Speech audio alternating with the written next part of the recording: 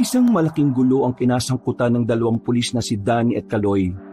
Kahit na alam nilang inosente sila, ay napasama sila sa mga taong dapat hulihin. Yun ay dahil naaktuhan silang nasa loob ng isang bar na kung saan ay hindi pa legal ang pag-ooperate ng nasabing lugar. Nakakaya kayong dalawa. Sa lugar pa talaga na yung kayo nakaisip mag-inom. Ano ba pumasok sa isipan nyo? Hindi na ba talaga kayo nag-iisip? Dahil lang sa babaeng sumasayaw itataya nyo ang tungkulin nyo. Sir, maniwala kayo. Wala kaming ginawang masama ron. Nung dumating ang mga tropa, kararating lang din namin. Wala kaming ibang pake doon kundi ang kausapin na may-ari.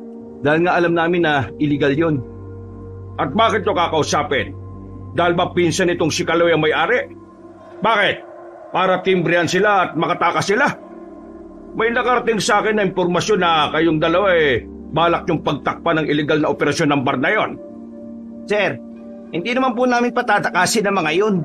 Kakausapin lang namin na isuko niya sa atin yung mga ginagawa niya. Oo sir, pinsan ko siya.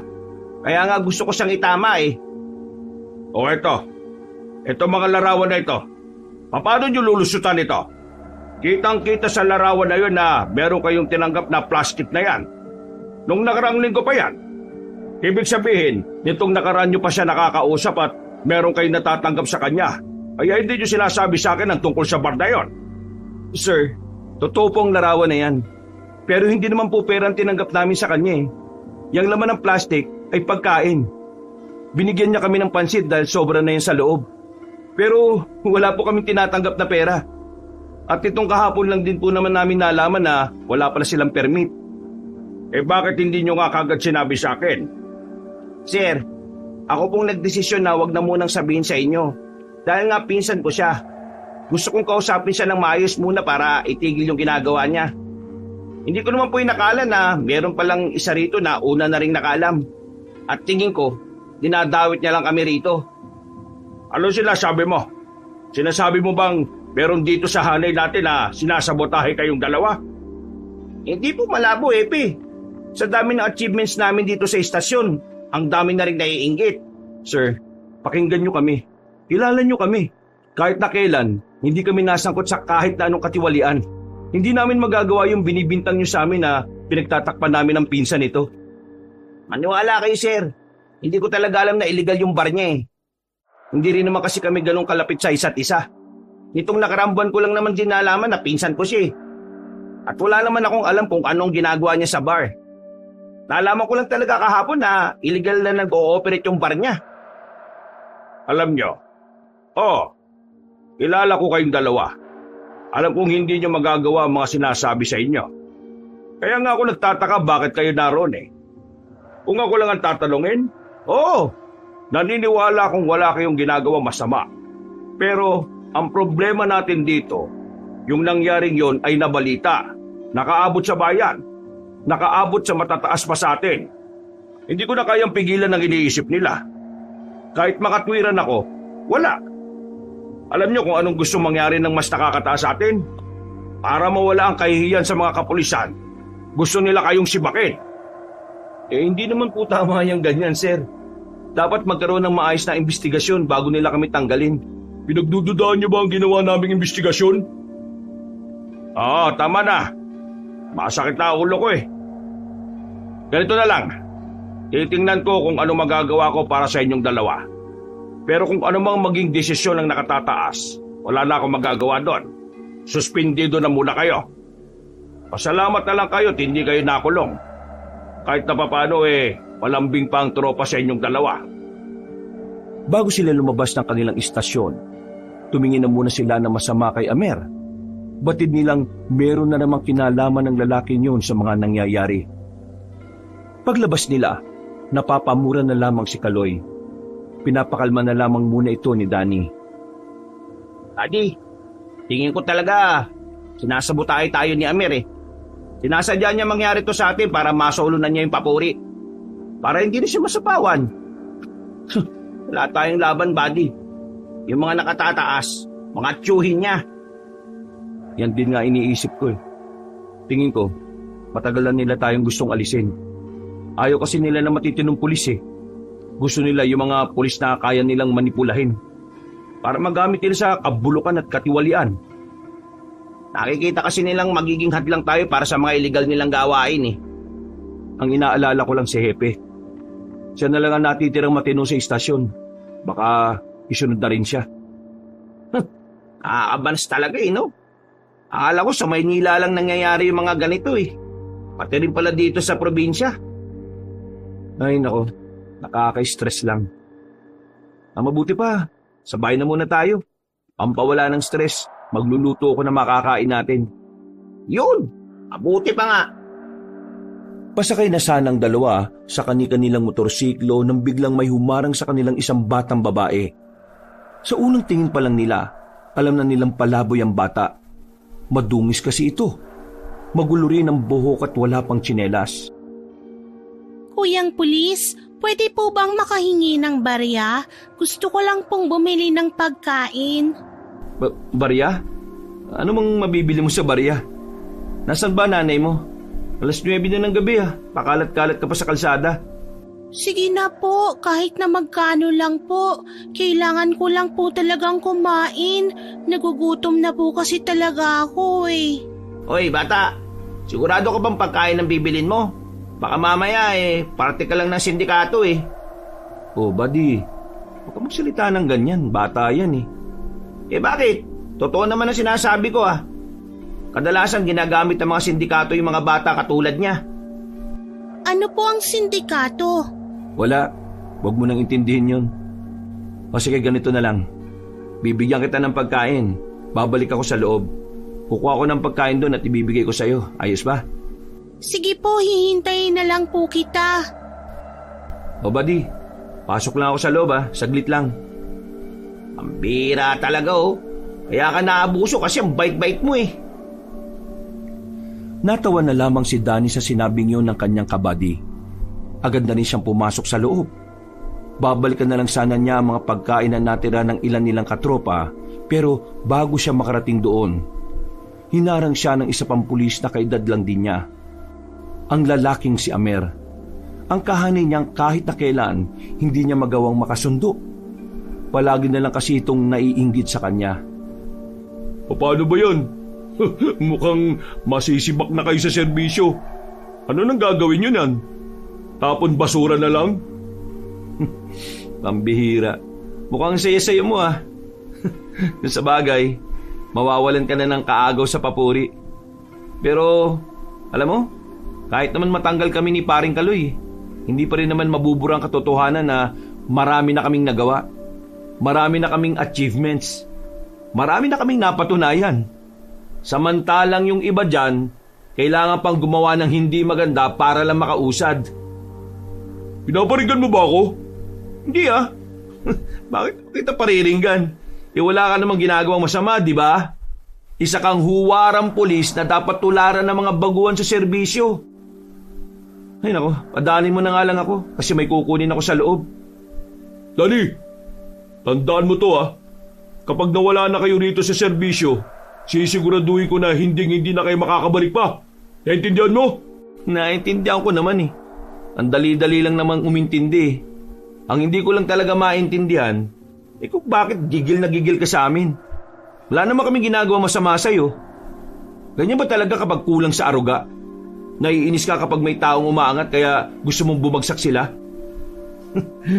Sa bagay, yung ama at mga tiyuhin mo nga pala, mataas ang tingin sa'yo. Kaya dapat, maabot mo ang tingin nila, kaya ka huwag dahan-dahan ka sa mga sinasabi mo. Wala akong ginagawa masama Lahat ng meron ako ngayon, pinaghirapan ko. Di sige. Yan ang sabi mo O sige na, padaanin mo na ako. Bago ko pa isipin na ikaw ang may pakana ng lahat kung bakit kami matatanggal. Hindi na inintindi pa ni Danny ang binatang si Amer. Binangga na lamang niya ito para tumabi na rin. Nang makuha niya ang pagkain ay agad-agad na rin siyang lumabas. Pero pagbalik niya kay Kaloy, wala na ang batang babae. Oh, nasan yung batang nanghihingi? Biglang may dumating na babae kanina. Nanay niya raw. Ayun, inuha siya. Mukhang parehong palaboy Bakit naman hindi malang hinintay itong pagkain? Pambihira naman Abay, ewan ko. Ang weirdo nga nung nanay eh. Natataranta ng malaman na pulis ako. Baka nga mamaya parte sila ng sindikato eh. Uy, huwag ka nga judgmental. Parang hindi ka naman pulis. Ano ka ba? Yung mga ganong estilo, dapat alam mong malaki ang tsansa na parte sila ng sindikato. Tingnan mo, natataranta nung kinuha niya yung anak niya. Kung wala silang ginagawa masama, di sana hindi siya matatakot sa akin. Ay nako, tara na nga. Oh, anong gagawin mo dyan? E di kainin na lang natin. Nakakaya naman sa mga kasama natin kung ibabalik ko pa. Ikaw kumain yan ha. Sawang-sawa na ako dyan eh. Sabay na sumakay ang dalawa sa kanilang motor. Makalipas lang ang ilang minutong biyahe, agad na rin silang nakarating sa kanilang barangay. Ang barangay na kanilang kinamulatan ay tahimik, mapayapa at maayos. Hindi to gaya ng ibang barangay na maraming kabahayan na halos magkakadikit. Ang sa kanila ay may mga agwat. At hindi pa ganoong karami ang mga poste na may ilaw. Pero ganun pa man, masigla naman ang barangay nila kapag sa araw. Sadyang nakabibingi lang talaga ang katahimikan doon kapag sumasapit na ang dilim. Muntikan ka na sumemplang kanina. Lutang ka ba? Anong lutang? Ang dilim-dilim kasi dun sa bungad eh. Lintik naman kasing kapitan dito. May pondo, hindi man lang lagyan ng ilaw yung mga parting madilim. Uy, baka may makarinig sa'yo. Pulis ka pa naman. Uy, bakit? Totoo naman ah. Yung mga madidilim na parte ng lugar natin, pwedeng tambayan ng mga masasamang loob yan. Tingnan mo, saka lang papakabit ng ilaw yan kapag may napahamak na. Ini-stress mo palagi sarili mo. Tara na nga sa loob, makapagluto na ako. Eh, wala ka pa pakialam dito sa atin? Buang, malamang meron. Pero ba't ko isasabay yung bagay na yan eh? Problemado pa nga tayo sa nangyari kanina, di ba? Mas yun ang iniisip ko. Kasi, paano kapag nasibak tayo? Hindi na tayo makakabalik sa serbisyo. Masasayang lang ang lahat ng pinaghirapan natin ng maraming taon. Sa sinabing yun ni Danny ay tuluyan ng natahimik si Kaloy. Tila napagtanto na rin kasi nito na nakakapanghinayang nga kung mawawalan sila ng pwesto sa kapulisan. Pumasok na lamang sila sa loob. Pagkatapos magluto ay tumambay sila sa bakuran. Sabay silang kumain sa mahabang lamesa na yari sa kawayan. Buddy, may tanong ako pero wag mo akong tatawanan ha. Kung joke na naman yan na corny, wag na. Hindi, seryosong tanong to. O ano ba yan? Naniniwala ka ba sa aswang? Ano? Aswang? Bakit? Anong meron? Basta, sagutin mo muna. Naniniwala ka ba? Oo, naniniwala naman ako. Kasi yung lolo ko sa Bacolod, inatake ng aswang yun nung binata pa raw siya dati. Bakit ba kasi? Nabalitaan mo ba yung nangyari doon sa kaklase natin nung high school, si Reyes? O anong meron doon? Ayaw pa kasing sabihin eh. Pabitin ka pa eh.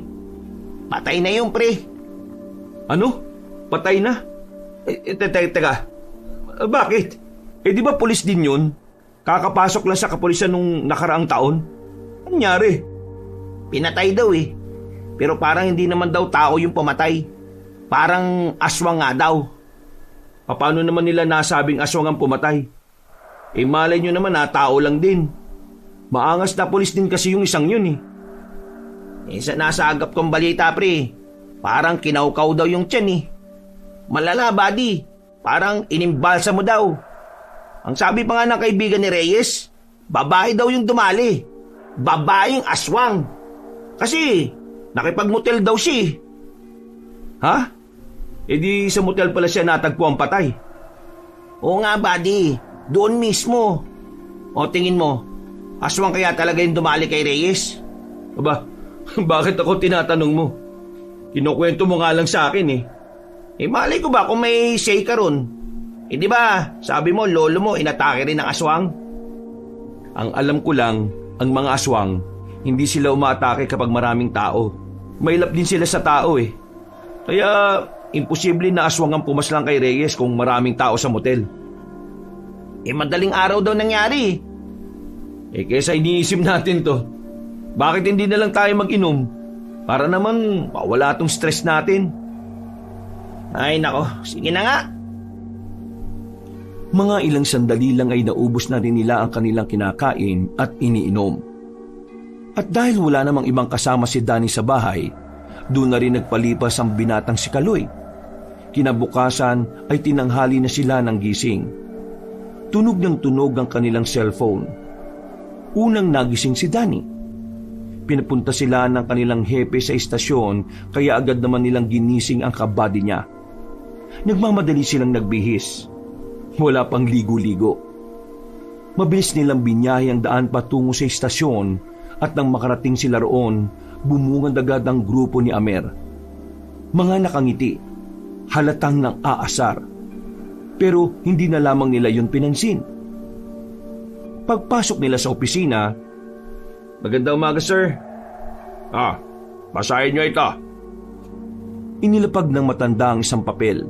Nang basahin nila ang nakalagay doon, ay agad din naman silang tumutol. Sir, wala na ba talagang magagawa para dito? Baka naman po pwede namin mapakiusapan. Wala naman po kasi talaga kami ginagawang mali. Kung ako lang naman ang tatanungin, ayaw ko rin naman kayong mawala rito. Pero ang dami kasing mga lumalabas na ebidensya na naroon kayo eh. Kalat na sa dyaryo. Tapos ito pang si Kaloy, pinsan niya pa yung may-ari ng bar na yon. Sobrang kahihiyan ang naidulot nun sa kapulisan. At yun ang kinagagalit nila. Sinabutahin lang kami, sir. Si Amer ang lahat ng may kagagawa nito. Sinetap niya kami, nariniwala naman ako na wala kayong ginawang masama. Pero wala tayong ebidensya na si Amer ang gumawa nun sa inyo. At sa kasamaang palad, mas marami siyang ebidensya laban sa inyo.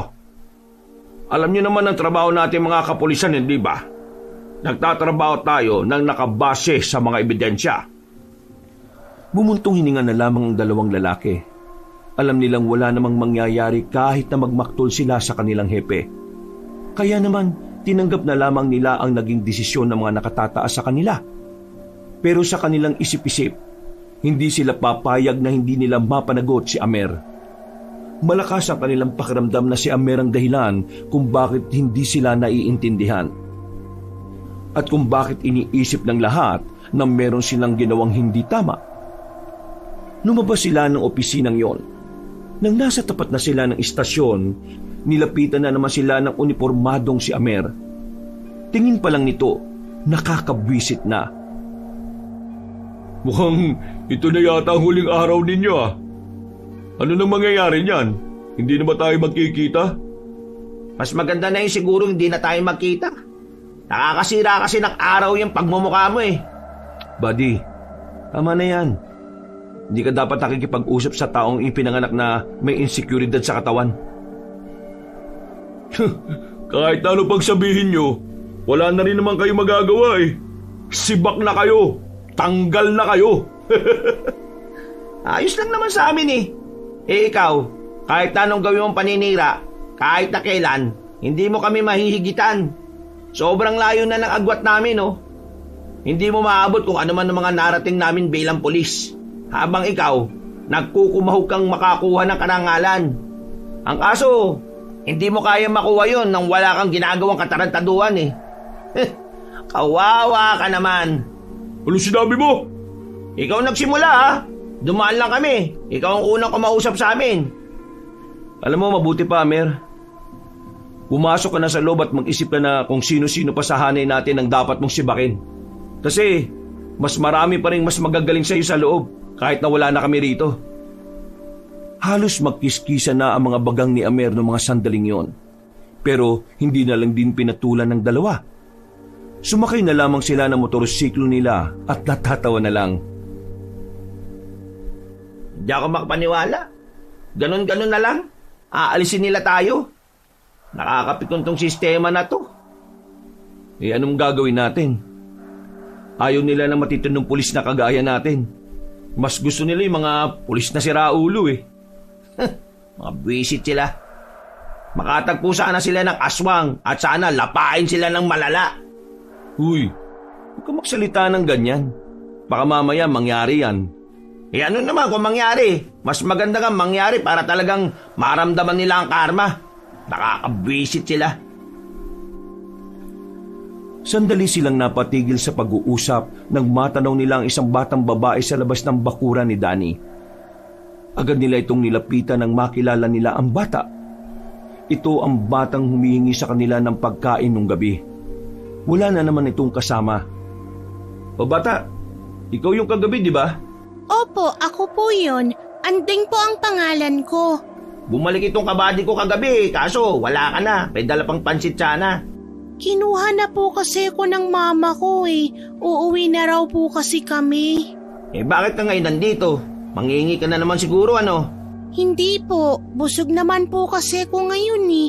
Nakakain na po ako ng manok. Wow, manok? Fried chicken ba yan? Hindi po, manok po na hilaw. Nawala ang ngiti sa mukha ng dalawang lalaki na sandali pang nagkatinginan.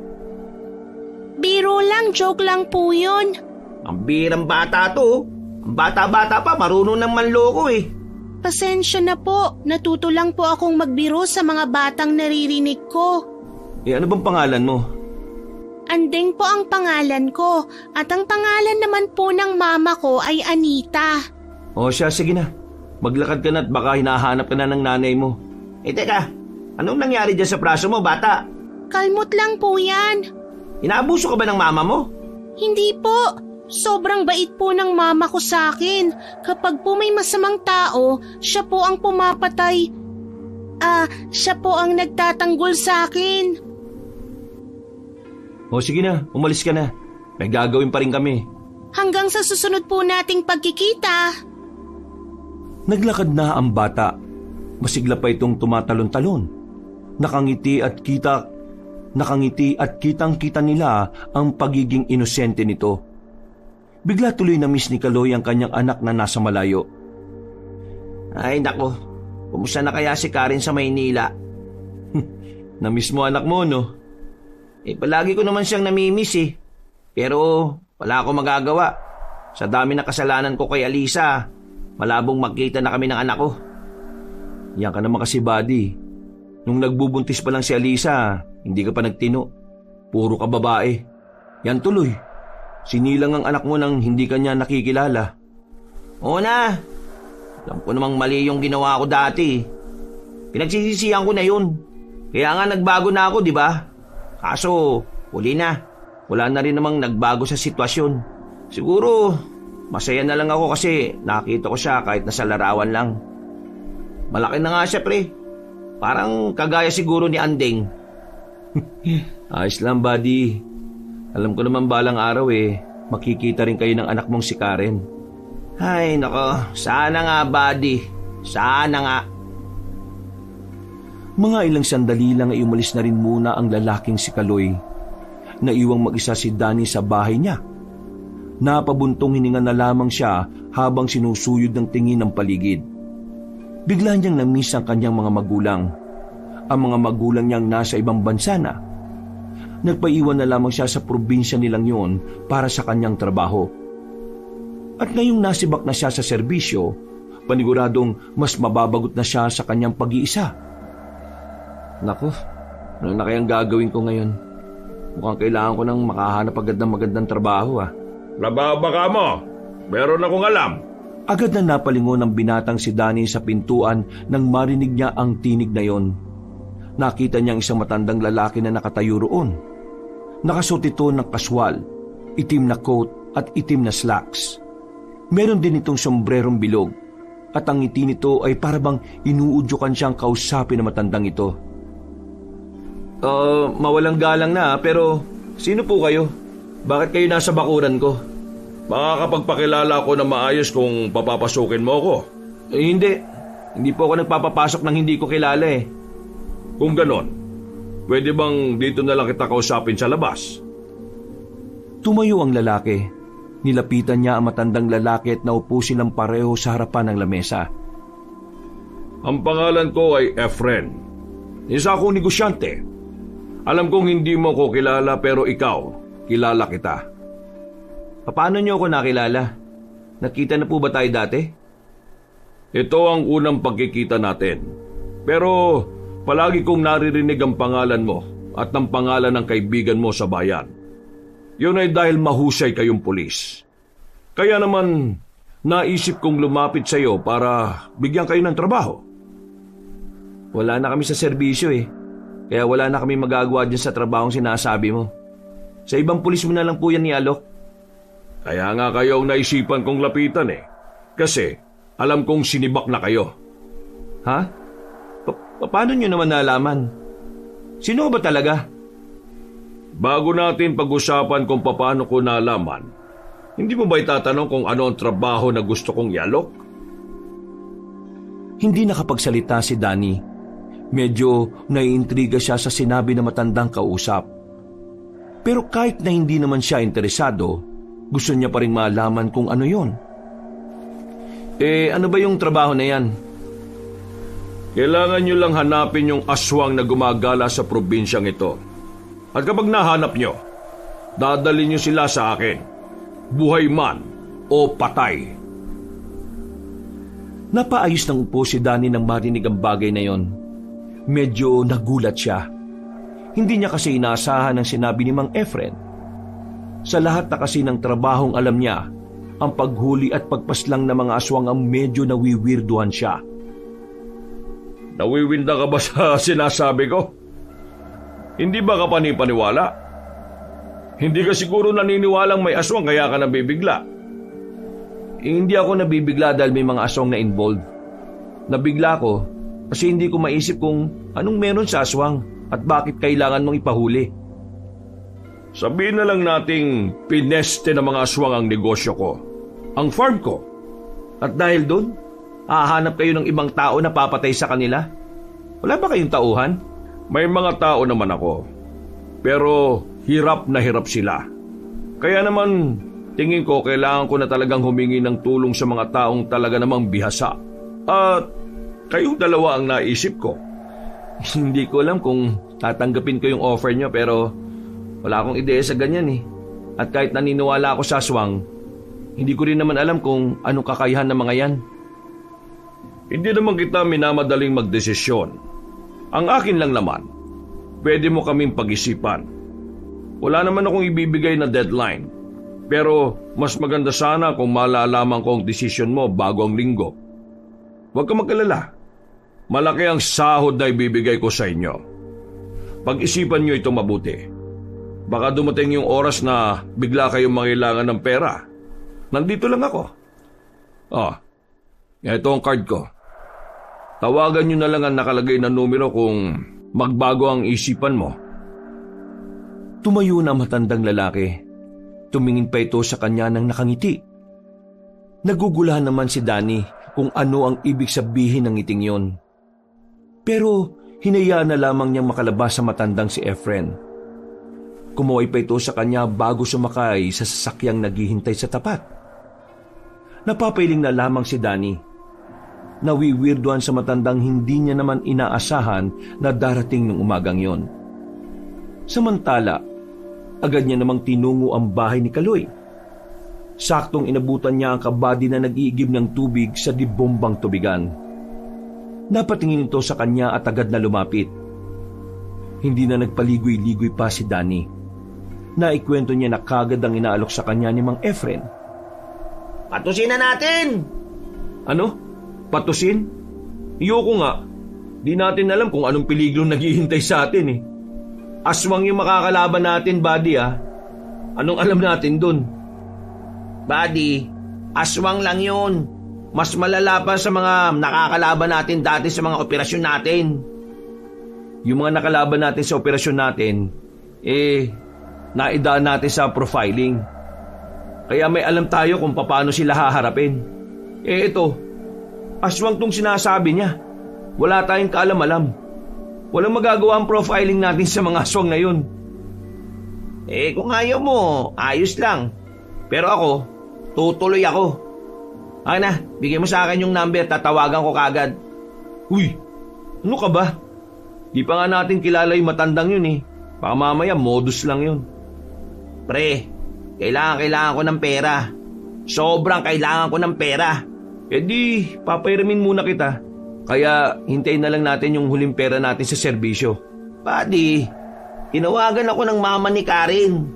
Nasa ospital ang anak namin. Sakit sa bituka, pre. Kailangan niyang maoperahan. Hindi mangyayari yun kung wala akong malaking pera.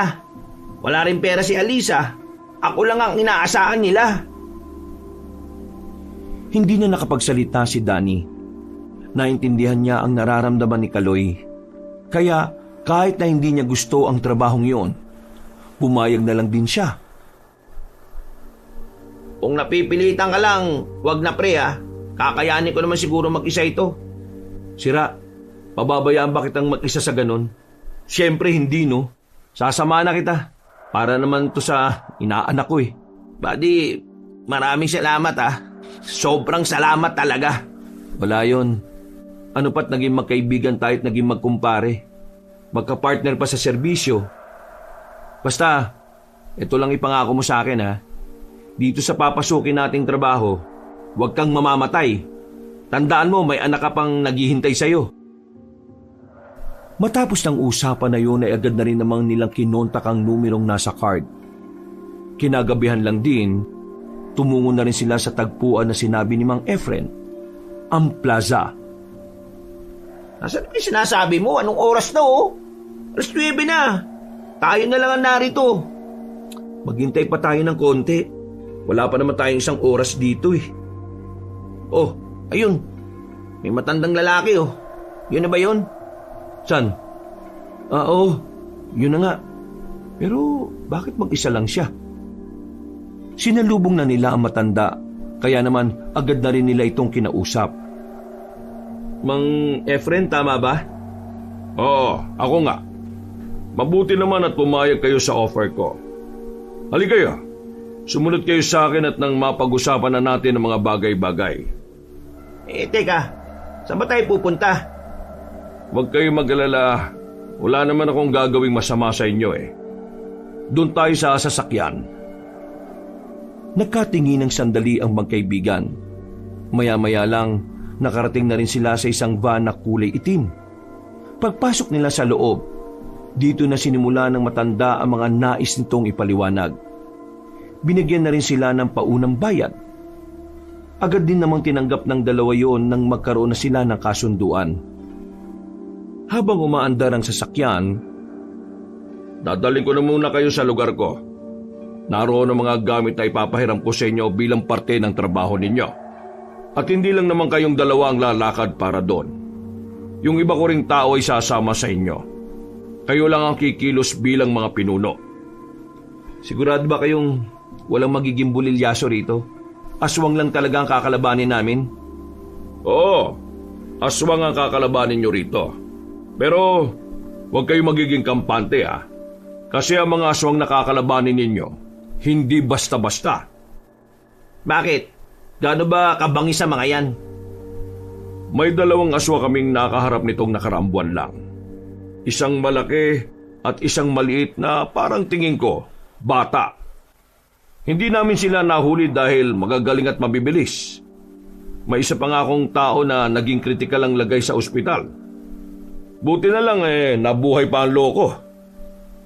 Basta, kahit na anong mangyari, patay man o buhay, kunin nyo sila.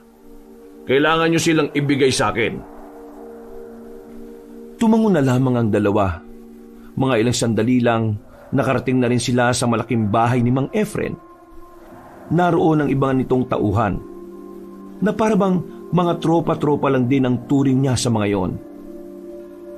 Sila ang mga makakasama ninyo. May mga kaalaman naman ng mga yan. Pero alam ko na marami din silang matututunan sa inyo. Tara, pumasok na muna kayo sa loob. Naganda ako ng pagkain para sa inyong dalawa. Namamangha ang dalawa nang makita na nila ang disenyo ng bahay sa loob. Mukhang pangmayaman talaga. Mahalata agad na mamahali ng mga palamuti na naroon. Agaw pansin din sa kanila ang isang katana na nakadikit sa pader. Ang katana na yan ay binili ko pa sa Japan. 1 linggo matapos mawala ang anak ko. Gusto ko sanang gamitin sa mga aswang yan, kaso hindi ko naman kinaya. Kita niyo naman na matanda na ako. Sandali. Itong anak niyo ba yung nawala dahil sa aswang? Uy, buddy, magdanda ka sa mga tinatanong mo. Ayos lang naman. Pero, oo, ang mga aswang ang dahilan kung bakit magang nawala ang anak ko. Kaya naman, nais ko silang pagbayarin. Gusto ko silang patayin. Bukod sa hustisya na gusto ko, ayaw ko na rin na may iba pa silang mga tao na mabibiktima. Di ba sinabi niyo sa amin ng dahilan kung bakit gusto niyong tugisin ng mga aswang na yon? Dahil sa nakakaabala sila sa negosyo mo? Oo nga pala. Bakit ka nagsinungaling sa amin? Pasensya na kung hindi ko kagad sinabi sa inyo.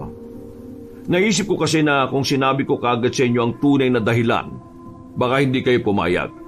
Baka isipin nyo na gagamitin ko lang kayo para makaganti. Pero ganun naman ang kalalabasan nun, di ba? Okay, sige. Sabihin na natin gagamitin mo kami para maiganti ang anak mo. Pero ito lang ang iniisip ko Sigurado bang 2 aswang lang ang kakalabanin namin? Sa pagkakaalam ko, mayroon lang 2 aswang na kailangan kong iligpit. Sila ang mga aswang na pumaslang sa anak ko. Pero kung sakali mang meron pang iba, nasa sa inyo na yon kung papalagan nyo. Ang akin lang, itong isang babae at isang batang babae na aswang. Sila ang dapat na mahuli. Ano, buddy?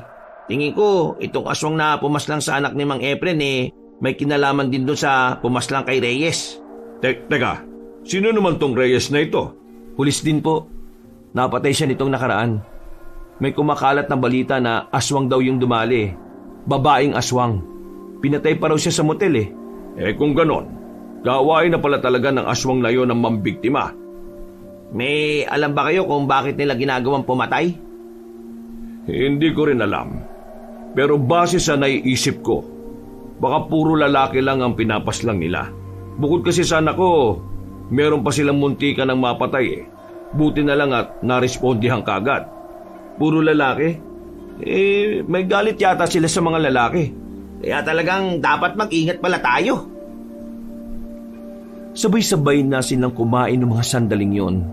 Kahit na hindi pa nila lubos na nakikilala matanda, masasabi nilang dalawa na kahit papaano magaan naman ang kanilang pakiramdam. Komportable sila rito. Wala silang nararamdaman na kahit na anong negatibo. Ang mga pakiramdam na yon ang nakakadagdag pa sa dahilan para tulungan nila ito. Bukod sa pera, tila nagkaroon sila ng bagong dahilan para hanapin ang mga aswang. At yon ang mapigilan na kasamaan at maaaring gawin ng mga yon. Pasensya na kayo kung hindi ko na muna kayo may hahatid Kailangan ko na muna kasing magpahinga. Medyo sumasakit na naman kasi ang dibdib ko Okay lang wala naman pong problema. Ihatid naman po kami ng mga tao ninyo Sige na po, magpahinga na lang muna kayo. Kaya na namin ang mga sarili namin. Makakaasa kayo na magagawa namin ang trabaho na binigay ninyo. Ngumiti na lamang ang matandang lalaki sa kanila. Sumakay na rin sila sa sasakyan at agad na umalis. Nang makarating na sila sa kanilang baryo, biglang napaisip si Danny habang naglalakad sila. Tama ba itong pinasok natin? Oo, kailangan natin ng pera. Pero, legal ba to, pre? Wala na tayo sa serbisyo, pre. Katatanggal lang sa atin, di ba? Nakalimutan mo na ba yun? At ang dadali naman natin, aswang, hindi naman tao. Wala namang batas na ginawa na nagpoprotekta sa buhay ng aswang, di ba? Kung sa bagay, may tama ka naman. Sino yun Yung bata? Si Anding? Ano na naman ang ginagawa ng batang yan dito? Binilisan nila ang kanilang paglalakad para lapitan ng bata. Pero nang makita sila nito ay agad itong tumakbo paalis. Nag-aalala si Danny na baka kung anong mangyari sa batang yon. Lalo na at may mga hinala na may aswang na gumagala-gala sa kanilang lugar. Saan ka na naman pupunta? Sandali, susundan ko yung bata. Baka mamaya mapano yun Uy, ano ka ba? Di mo naman anak yun Pabayang magulang ang meron nyo, tapos ikaw ang Kung may mangyari doon sa bata tapos wala tayong ginawa, makakaya mo bang isipin yon? Alam mo naman na may aswang eh. Ay nako, tigas ng bumbunan mo. Bahala ka na nga. Hindi na inintindi pa ni Danny ang kanyang kaibigan. Agad-agad na rin siyang tumakbo. Nakita niya ang batang babae na sige pa rin sa pagtakbo at lumiko pa yon sa kabilang sityo. Hoy, Anding! Kakainis na bata to. Oh. Nang makarating na siya sa kanto, nakita niyang nakatayo roon ang batang babae. Kita niya ang nakangiti nitong mukha dahil sa liwanag na nagmumula sa poste ng ilaw. Anding! Gabing-gabi na. Ano pang ginagawa mo sa labas? Nasaan na naman ba nanay mo? Nandyan lang po si Mama, naghahanap ng makakain namin. Saan ba kasi kayo nakatira? Taga dito ba kayo? Hindi po. Anong ginagawa nyo rito? Naghahanap po si Mama ng pagkain. Oo na, sinabi mo na nga, di ba? O siya. Turo mo sa akin kung nasaan ang nanay mo at ihatid na kita sa kanya. Kuyang Pulis, sama ka sa akin. Oo nga, ihatid nga kita sa nanay mo. Hindi, sa iba tayo pupunta. Ha? Saan? Basta, sama ka sa akin. Hindi na. Kung sa iba tayo pupunta, hindi ako sasama sa'yo. Baka mamaya magalit pa ang nanay mo. At saka, delikado na para sa'yo na nasa labas ka pa, no? Bakit po delikado? Dahil po ba sa mga aswang? Teka, paano mo nalaman yung tungkol sa mga aswang? Ibig sabihin, totoo pong may aswang? Hoy, bata, totoo talagang may aswang ha? Kaya nga ikaw, hindi ka na dapat nasa labas pa ng ganitong oras. Halika na. Uy! Jesus, pambira. Takbo ng takbo. Kabayo ka bang bata ka?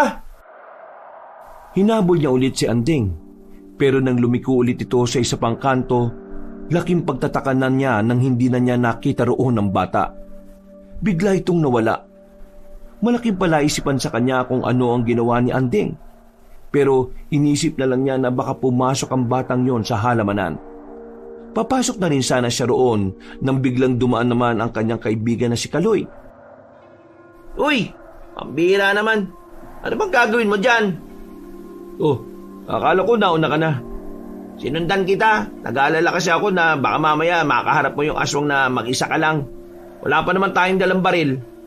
Si Anding yung bata, biglang nawala nung lumiko dito. Baka ako nandito sa halamanan. Hayaan mo na si Anding. Sa kakasunod mo, ikaw naman ang mapapahamak. Pero, Ay, naku, huwag ka nang pero-pero pa. Tara na! Napapailing na lamang ang lalaking si Danny nang maglakad na rin sila paalis. Hanggang sa makauwi na siya sa kanyang bahay.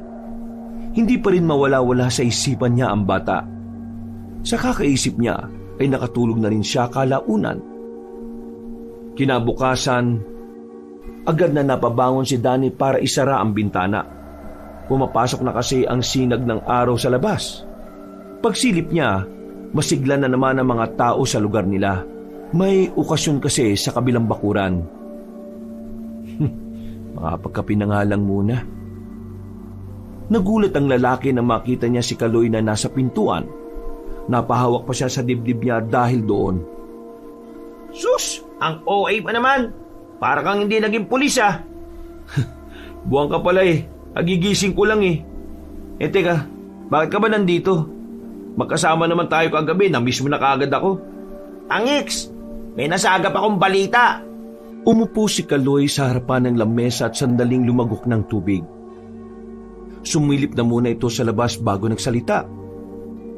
May biktima na naman yung aswang Pulis na naman.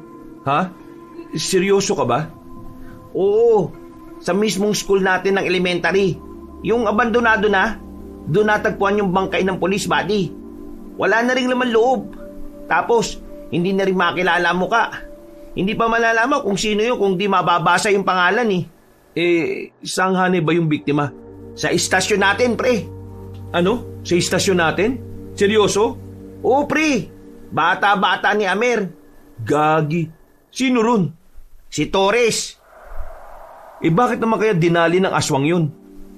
Tingin ko kasi, nakadaupang palad niya talaga itong babaeng aswang Parang yung modus ng aswang aakitin niya yung biktima. Kapag sumama sa kanya papatayin. Nako, malabo naman tayong maakit ng aswang na yun. Malamang sa malamang pangit yun. Ano palang plano mo? Wala pa naman text sa atin si Mang Efren Ay, siya nga pala. Pinapapunta tayo sa istasyon. Pinapakuha yung sahod natin at kasama na yung Napalingon silang dalawa sa labas na makita nila ang kanilang hepe o ang matandang mas sanay silang tawagin bilang Mang Onyok. Si Mang Onyok kasi ay matagal na nilang kilala. Kalugar din nila yon pero lumipat na rin ng tirahan. Nagtataka ang magkaibigan kung bakit naroon ang hepe nila. Hindi to uniformado, kaya alam nilang hindi to naka-duty. Oh sir, bakit kayo nandito? Hindi niyo ba muna ako palalapitin at papapasukin? Agad-agad na lumapit ang lalaking si Kaloy at binuksan ng kawayan na gate. Papasok na sana ang matanda sa loob ng bahay ay agad nitong inilapag ang pang-almusal na daladala. Bumili ako ng pagkain para sabay-sabay na tayo mag-almusal. Nagkatinginan si Danny at Kaloy. Napapaisip sila kung ano ang pakulo ng kanilang hepe. Kahit kailan kasi, hindi naman ito sumabay sa kanila sa hapagkainan. Kahit nga sa mga handaan o okasyon, palagi itong nagpapahuli. O ano bang tinitingin-tingin nyo? Kakain ba kayo o hindi? Kasi sir, naninibago kami sa inyo Hindi nyo naman po kasi ugali makisabay. Magmula ngayon, makikisabay na ako. At magmula ngayon, huwag nyo na rin akong tatawaging sir o kaya hepe. Bakit naman? Nag-resign na ako. Ano ho? Bakit ka naman nag-resign? Wala nang matinong pulis sa istasyon natin Nang nawala kayo, alam ko na rin mawawalan na rin ako ng gana. Isa pa, balak na rin naman nila akong tanggalin kaya inunahan ko na. Hindi ko na kaya ang sistema Mabubulok lang ako kung mananatili pa ako. Bago pa nila ako ma-impluwensyahan, umalis na ako. Sira ulo talaga yung mga nakakataas sa atin no? Sino ipapalit sa inyo? Si Amer? Bugok naman ang isang yun. Inalis na nila ang lahat na matitinong pulis kasi gagawin na nilang pugad ng illegal yung istasyon natin. Wala na tayong magagawa. Ang mahalaga, nailayo natin ang sarili natin sa kanila. Madadamay pa tayo sa mga ginagawa nila Ay, siya nga pala. Nabalitaan nyo na ba yung nangyari kay Torres? Oo, kakasabi lang sa akin ni Kaloy ngayon lang, bago kayo dumating. Naniniwala ba kayong aswang ang dumali sa kanya? Kung ako lang naman ang tatanungin, oo, naniniwala ho ako. Ako rin naman Kung aswang nga ang pumaslang kay Torres, edi mahihirapan sila mahanap yon. Naniniwala ba kayo sa aswang? Ako ba talagang tinanong mo Baka hindi mo alam. Nung binata pa lang ako sa Guimaras ang dami ko nang nakikitang kanyang kapag alas 6 ng gabi hanggang alas 7. Buti na lang naniniwala ka sa mga aswang. Hindi na kami mahihirapang ipaliwanag sa iyo kung ano man ang... Buddy! O bakit? Kailangan ba talaga niyang maalaman? Hoy, nagbubulungan pa talaga kayong dalawa sa harap ko. Alam ko na naman kung ano yan Huwag kayong mag-alala. Pagtapos ko mag-resign, nakausap ko kaagad si Efren. Magkakilala ho kayo? Oo, pero hindi kami malapit sa isa't isa. Magkumpare kami sa anak ng isang retired army. Sinabihan ka rin ba niya tungkol sa pagtugis sa mga aswang? Sa totoo lang, hindi ko naman kailangan ng pera mula sa kanya. Gusto ko lang talagang maiba naman ang kinakalabang ko. Interesado ako makapaslang ng aswang. Magkakasama ka na pala namin yan. Parang gano'n na nga. Buti naman. Kahit na papaano meron pa rin tayong trabaho na kung saan kasama ka namin. Nakakamiss din kaya yung dati, Hepe. Yung tayo-tayo lang, nung matitino pa ang mga tropa. Mula nang dumating si Amer sa atin nagkanda leche-leche na. Yan yun na. Magkakaroon din ng hustisya itong mga ginawa nilang kalokohan. Saka natin sila aasikasuhin kapag natapos na itong pinagagawa ni Efren. Naging mapayapa at maayos naman ang umagang yon para sa kanila. Pagdating ng kinahapunan, sabay-sabay na silang nagtungo sa bahay ni Mang Efren. Nakahanda na mga tao na matandang mayaman ng mga sandaling yon. Mabuti naman at pinaunlakan mo ang imbitasyon ko, Hepe. Namalaman ko na makakasama ko yung dalawang ito, hindi na ako nagdalawang isip. Pero Bakit mas pinili mo ito kaysa sa pagiging pulis? Ang totoo niyan, kung ako ang papipiliin, magiging pulis pa rin ako. Pero hindi na sa dating lugar na kinalalagyan namin. Hindi na ako masaya ron eh. Puro kabulukan na lang ang nararanasan ko. Total narito naman na kayo. Mas maga kayong aalis ngayon. Ito ang unang araw ng inyong magiging trabaho. Mataas ang paggalang ko sa inyong tatlo. Alam ko kung gaano kayo kagagaling ng mga pulis. Huwag kayong mag-alala. Mas maganda ang balik nito sa inyo. Hindi ko naman iniisip ang pera eh. Gusto ko lang talagang maranasan naman to. Epe, kung ayaw mo ng pera, bigay mo na lang sa akin ha. Kailangan ko eh. Gusto ko naman ng pera, pero hindi ko yun iniisip. Pero sige, hahatian pa kita. Ayos, the best ka talaga, Hepe. Sana ako rin, di ba? Oh, tara, sumunod na kayo sa akin. Ipapakita ko na sa inyo ang mga armas na gagamitin ninyo. Sinundan na nila matandang lalaki hanggang sa narating na nga nila ang isang malaking silid na kung saan punong-puno ng baril ang mga yon. Friend, lisensyado ba ang latang ito? Kung malaman to ng kapulisan baka madali ka. Lisensyado ang iba dyan, pero karamihan hindi. Naipon ko mga yan, galing pang Canada ang halos lahat. Inipon ko para lang talaga rito sa mga aswang na dumali sa anak ko. Mang Efren, matanong ko lang ho pulis ba ang anak ninyo? Napapansin kasi namin, halos lahat ng biktima ng aswang na yun pulis. Hindi pulis ang anak ko, pero marami siyang kaibigan na pulis. Kung totoo nga puro pulis ang mga pinapatay ng babaeng aswang, hindi malabong nadamay lang ang anak ko. Huwag kayong mag-alala, Mang Efren. Kami nang bahala sa aswang na yun. Isa-isa na nilang ibinaba ang mga baril na nakadikit sa pader. Magaganda ang napili nila. Mas matataas ang kalibre. Maya-maya pa, lumabas na rin sila. Hindi na sila gumamit ng sasakyan. May malapit kasing kagubatan doon at yun ang una nilang pinuntahan. Makinig kayo lahat. Ako na muna magiging pinuno ninyo. Alam kong hindi naman tayo magkakilala. Pero gusto ko sana magkaisa tayo. Sana sumunod kayo kung ano man ang sasabihin ko. Magaling na pulis si Hepe. Marami na siyang napatunayan. Kaya siguradong hindi niya tayo pababayaan. Makinig lang kayo at mahuhuli natin ang mga aswang na yun. Napatungo na lamang ang kanilang mga kasamahan. Pinagpatuloy na rin nila ang paglalakad. Habang tinatahak nila ang kagubatan, hindi maiwasan ng mga kasamahan nila na magkwentuhan. Mga boses na lamang nila ang maririnig noon mga sandaling yon. Malaki-laki ang kagubatan na ito. Aabutin yata tayo rito ng madaling araw Ayos lang, marami-rami naman tayong pagkain na nadala Bakit pala dito tayo sa gubat nagsimula? Yung mga aswang na hinahanap natin sa mga baryo-baryo ng bibiktima. Ayon sa pagkakaunawa ko, ang mga aswang sa kagubatan nagpapahinga. Pero sa gabi sila pumupunta sa mga baryo. Mga dakong alas 10 hanggang alas 12. Ang mahalaga naman kasi ngayon, may posibilidad tayo makakita ng mga bakas na mga aswang. Kung sa bagay, pwede rin naman. Napatigil sila nang meron na silang nakitang isang tila abandonadong kubo. Sinenyasan ni Mang Unyok ang mga kasamahan nila ng magdahan-dahan. Nang makalapit na sila roon, wala silang inabutan na tao. Wala rin silang nakitang gamit sa loob ng kubo. Akala nila ay pangkaraniwang kubo lamang yon ng mga mangangaso. Epe, tingnan nyo itong nasa ilalim Mga buhok yata yan Bakit may ganyan dyan? Buhok to ng lalaki tsaka ng babae. Kung tamang hinala ko, baka ito yung buhok ng mga nabiktima nila. Ibig sabihin, kinakalbo nila? Oo, parang kinakatay siguro nila. Pero bakit yung mga nabiktima nila inaalisan nila ng laman loob?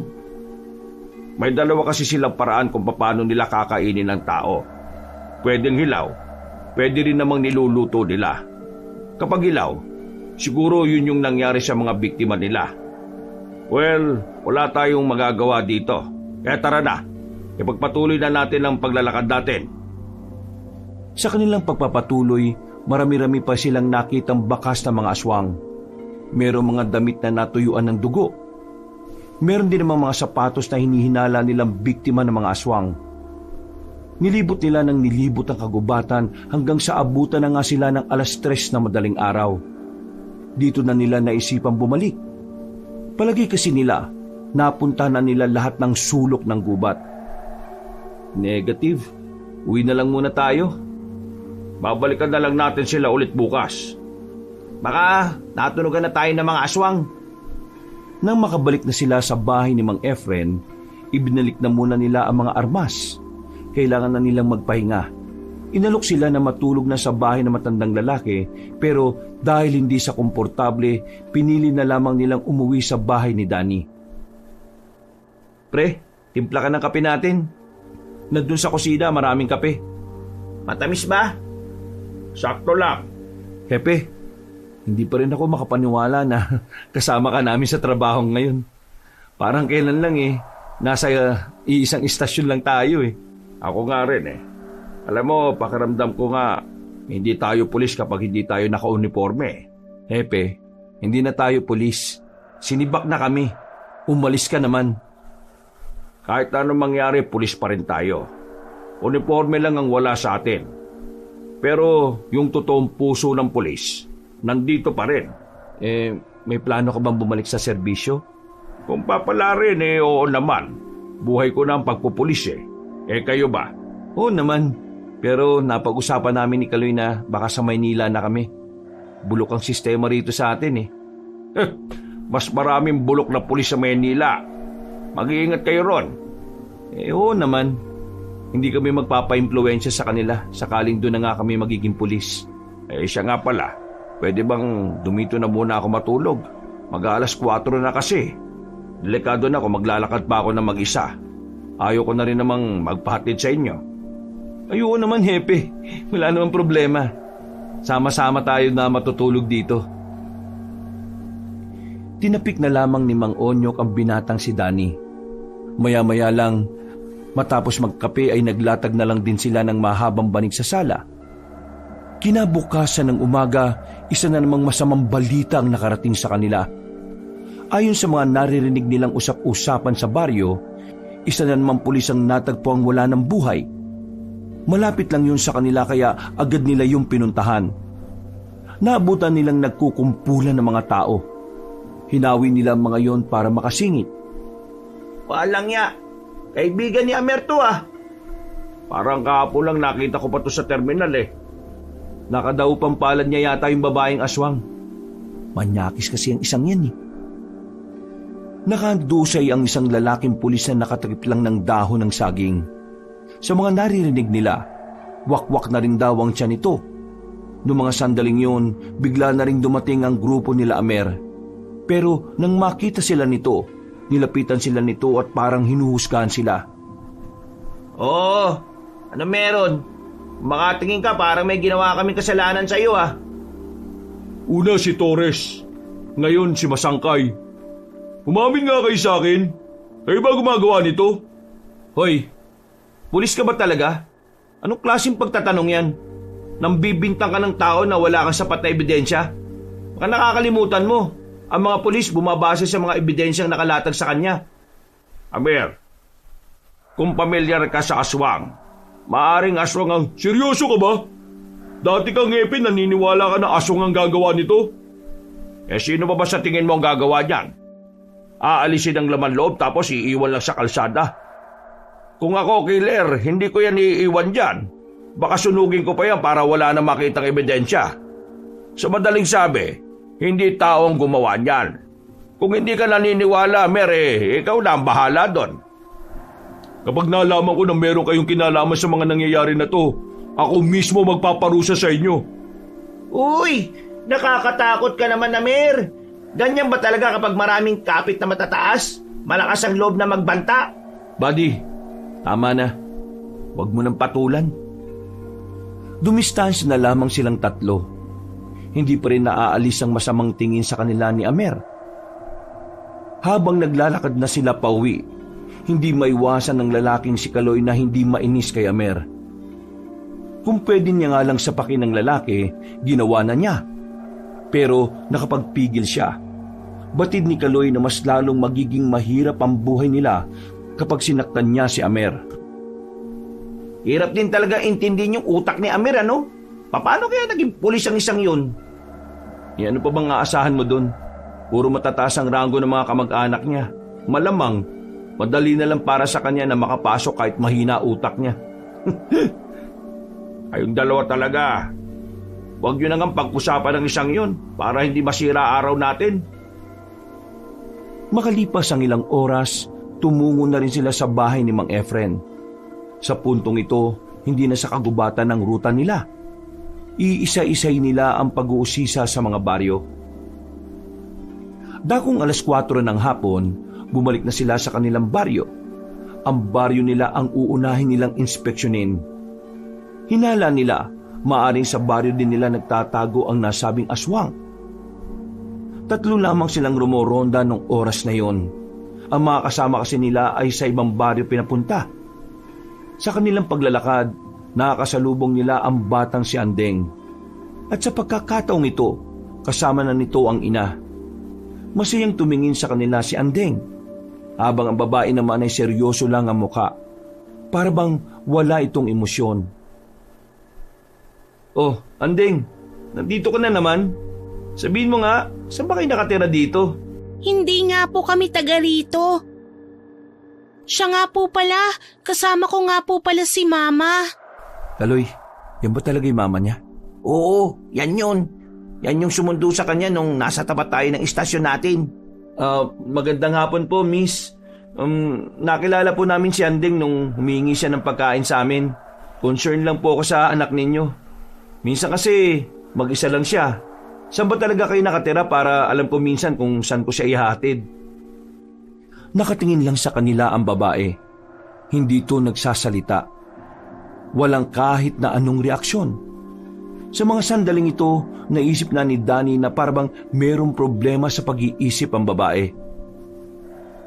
Andeng, ayos lang ba talaga nanay mo? Kapag ganyan po siya, ibig pong sabihin niya na nagugutom po siya. Nagugutom? Dumukot ng pera si Danny para ibigay sa mag-ina. Pero sa kasamaang palad, hindi yun tinanggap ng bata. "Oh, ayaw mo ba? Pambilin nyo ng pagkain." Ibang pagkain po kasi ang gusto ni Mama eh. Di ba, Mama? Umalis na tayo. Pero Mama, hindi ka ba makikipagkilala sa kanila? Pwede natin silang gawing... Sinabi ko nang umalis na tayo. Tumaas ang boses ng babaeng si Anita. Hinila nito ang bata at agad na ring naglakad papalayo. Napapakamot na lamang sa ulo si Danny. Nakakapagsalita naman pali. Nainsulto yata sa iyo, buddy. Sundan natin ang dalawang yon. Ha? Bakit to? Sumunod na lang kayo sa akin. Nauna nang naglakad ang matandang lalaki. Agad naman nila itong sinundan. Palihim silang bumuntot sa mag-inang Andeng at Anita. Hanggang sa nakita na nga nila yung lumiko sa isang kanto. Pero nang marating din nila yon, nagtaka na lamang sila nang hindi nila yun nakita. Bigla na lamang itong naglaho. Oh, nasaan na yung mag-inang yun? Bakit ba kasi natin sila sinusundan eh? Kaya dahil lala yung babae. Sandali nga. Sinasabi niyo bang yung babae niyo ng aswang? Teka. Paano naman mangyayari yun eh? Palaboy lang naman silang dalawa. Hindi sila taga rito. Yung kilos pa ng babae hindi pangkaraniwan. At wala silang uka sa ibabaw ng labi nila. Anong uka? Yung uka, itong nasa ibabaw ng labi natin na parang lubak sa pagitan ng upper lip at saka yung ilong natin. Kapag ito ay patag lang, ibig sabihin, aswang.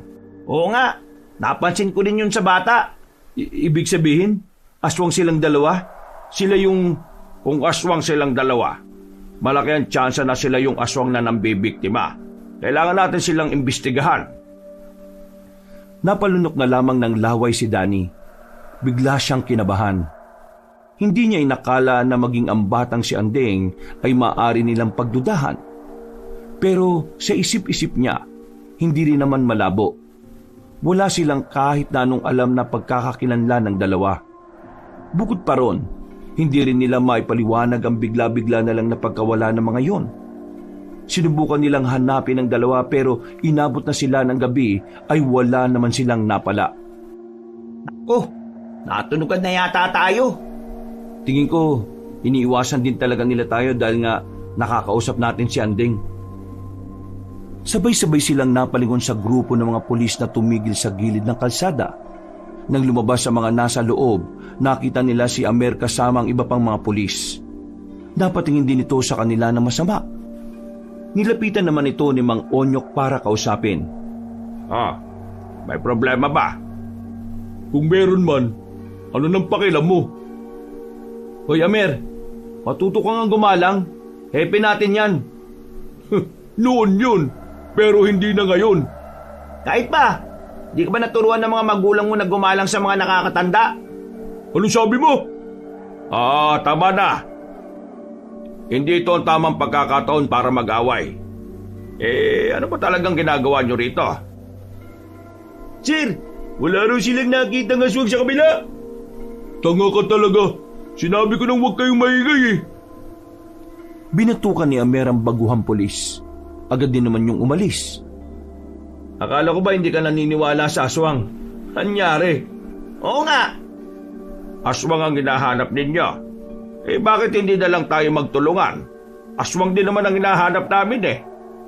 Hepe, seryoso ka ba? Makikipagtulungan ka sa tukmol na to? Wala tayong ideya kung dalawa lang ba talaga sila o marami. Paano kung higit sila sa dalawa at 3 lang tayo?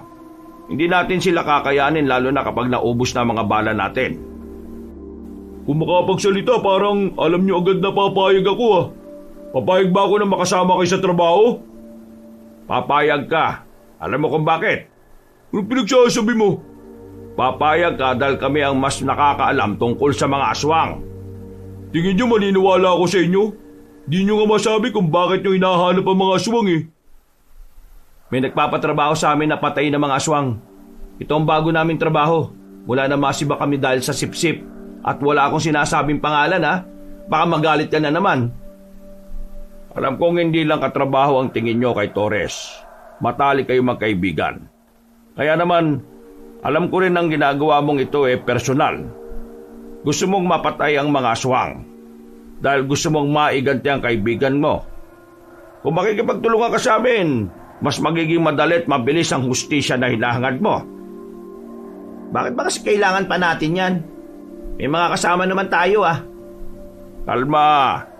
Mas may tiwala ako sa mga kapulisan kaysa sa mga kasama nating walang karanasan sa pakikipagpatayan. Sandaling napaisip ang lalaking si Amer. Ngumiti ito ng nakakaloko. Papayag ako sa isang kondisyon. Anong kondisyon? Ako magiging leader. Ako masusunod. Wala kayong ibang pwedeng gawin kundi ang maghintay kung anong iuutos ko. Aba, lakas din pala ng tama mo, no? Sige, papayag ako sa kondisyon mo. Hepe naman. Magtitiwala ka sa isang to. Alam mo naman kung gaano karaming katarantaduhan ang ginagawa nito. Hoy, magdaan-daan ka sa pananalita mo ha. Sa akin kayo magtiwala. Kailangan natin ng isa't isa para mahuli na mga aswang na yan. Kung hindi natin ito maagapan, baka sa mga susunod na pagkakataon, tayo naman ang mabiktima nila. Hindi na lamang pumayag ang dalawang binata. Napailing na lamang sila at napakamot sa ulo. Mataas ang paggalang nila sa kanilang hepe. Kaya kahit hindi nila gustong makasama si Amer, sumang-ayon na lang din sila. Maya-maya pa, lumakad na rin sila papasok ulit sa kagubatan. Sa puntong ito, sa ibang parte ng gubat naman sila naglakbay. Pinangunahan sila ng lalaking si Amer. Dala-dala ng mga bataan nito ang matataas na kalibre ng baril. Ang mga aswang ay mabibilis. Mas madalas silang nakakapagtago sa matataas na puno at makakapal na halamanan. Kaya, bilisan natin maglakad. Kasi kung sakaling, ano bang usapan natin? Ang sabi ko ako masusunod ah. Bakit ang dami-dami mo sinasabi ngayon? Wala talagang respetong isang ito no? Hayaan nyo na. Wala akong pakialam kung ano man ang kalamangan nila sa ganitong lugar. Bata, basta kapag nakita ko sila, papatayin ko sila. May ideya ka ba kung anong aswang ang pumatay sa girlfriend mo? Di ba wala? Wala akong pakialam. Manimik ka. Baka hindi kita matansya. Buddy, hayaan mo na. Wala kang mapapala dyan. Pinagpatuloy na lamang nila ang kanilang paglalakad. Mga ilang sandali lang, dito na sila nakaramdam ng mga kaluskos sa paligid. Nagsimula na silang maalarma.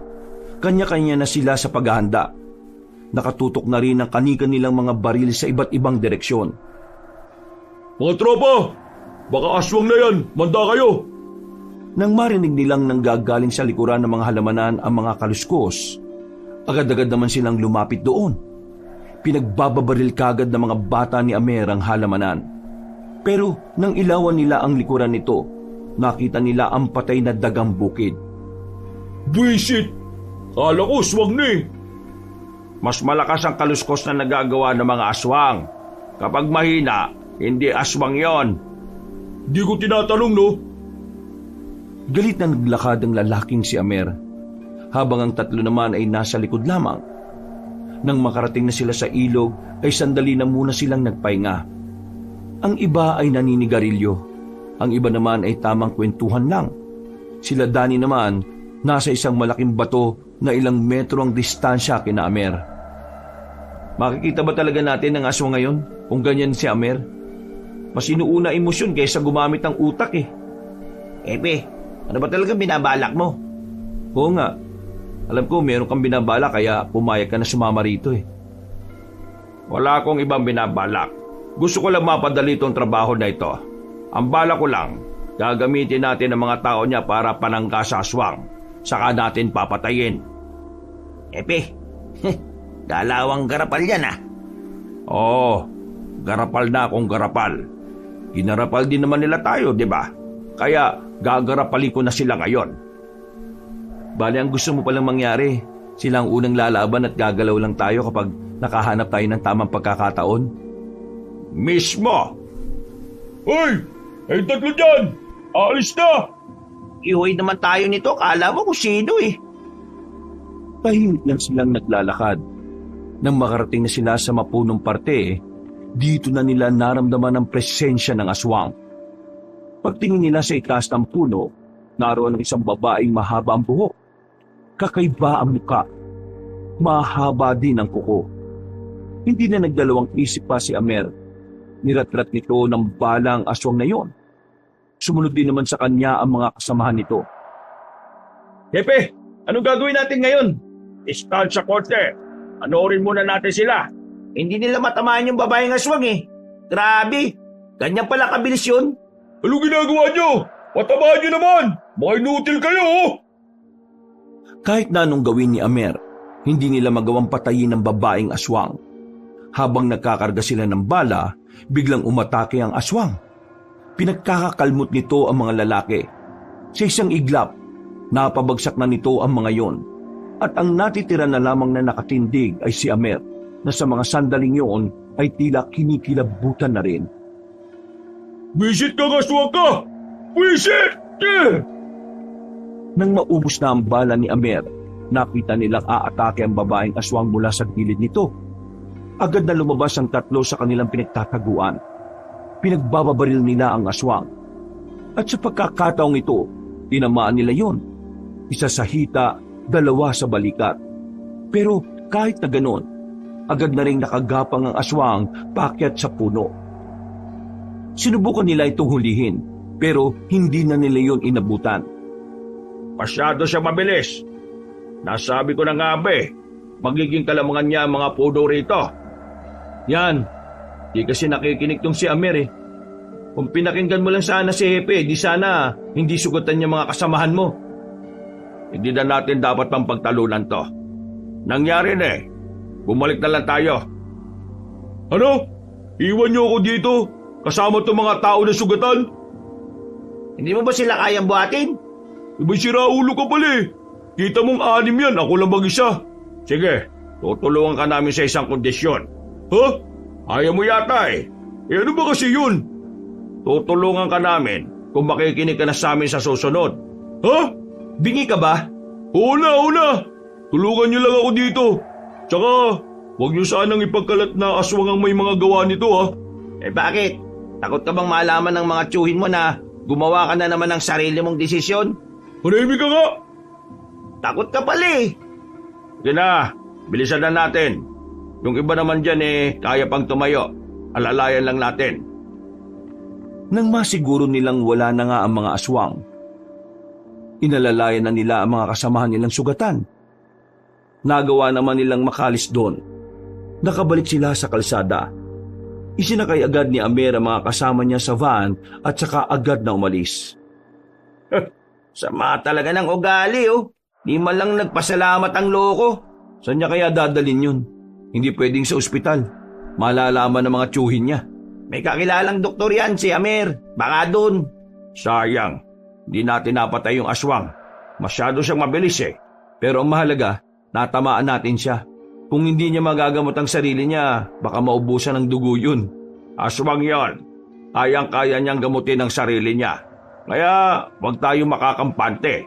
O sige, tara na. Puntahan natin si Efren. Kailangan na niyang malaman to. Isang oras din na nagdaan, narating na rin nila ang tirahan ni Mang Efren.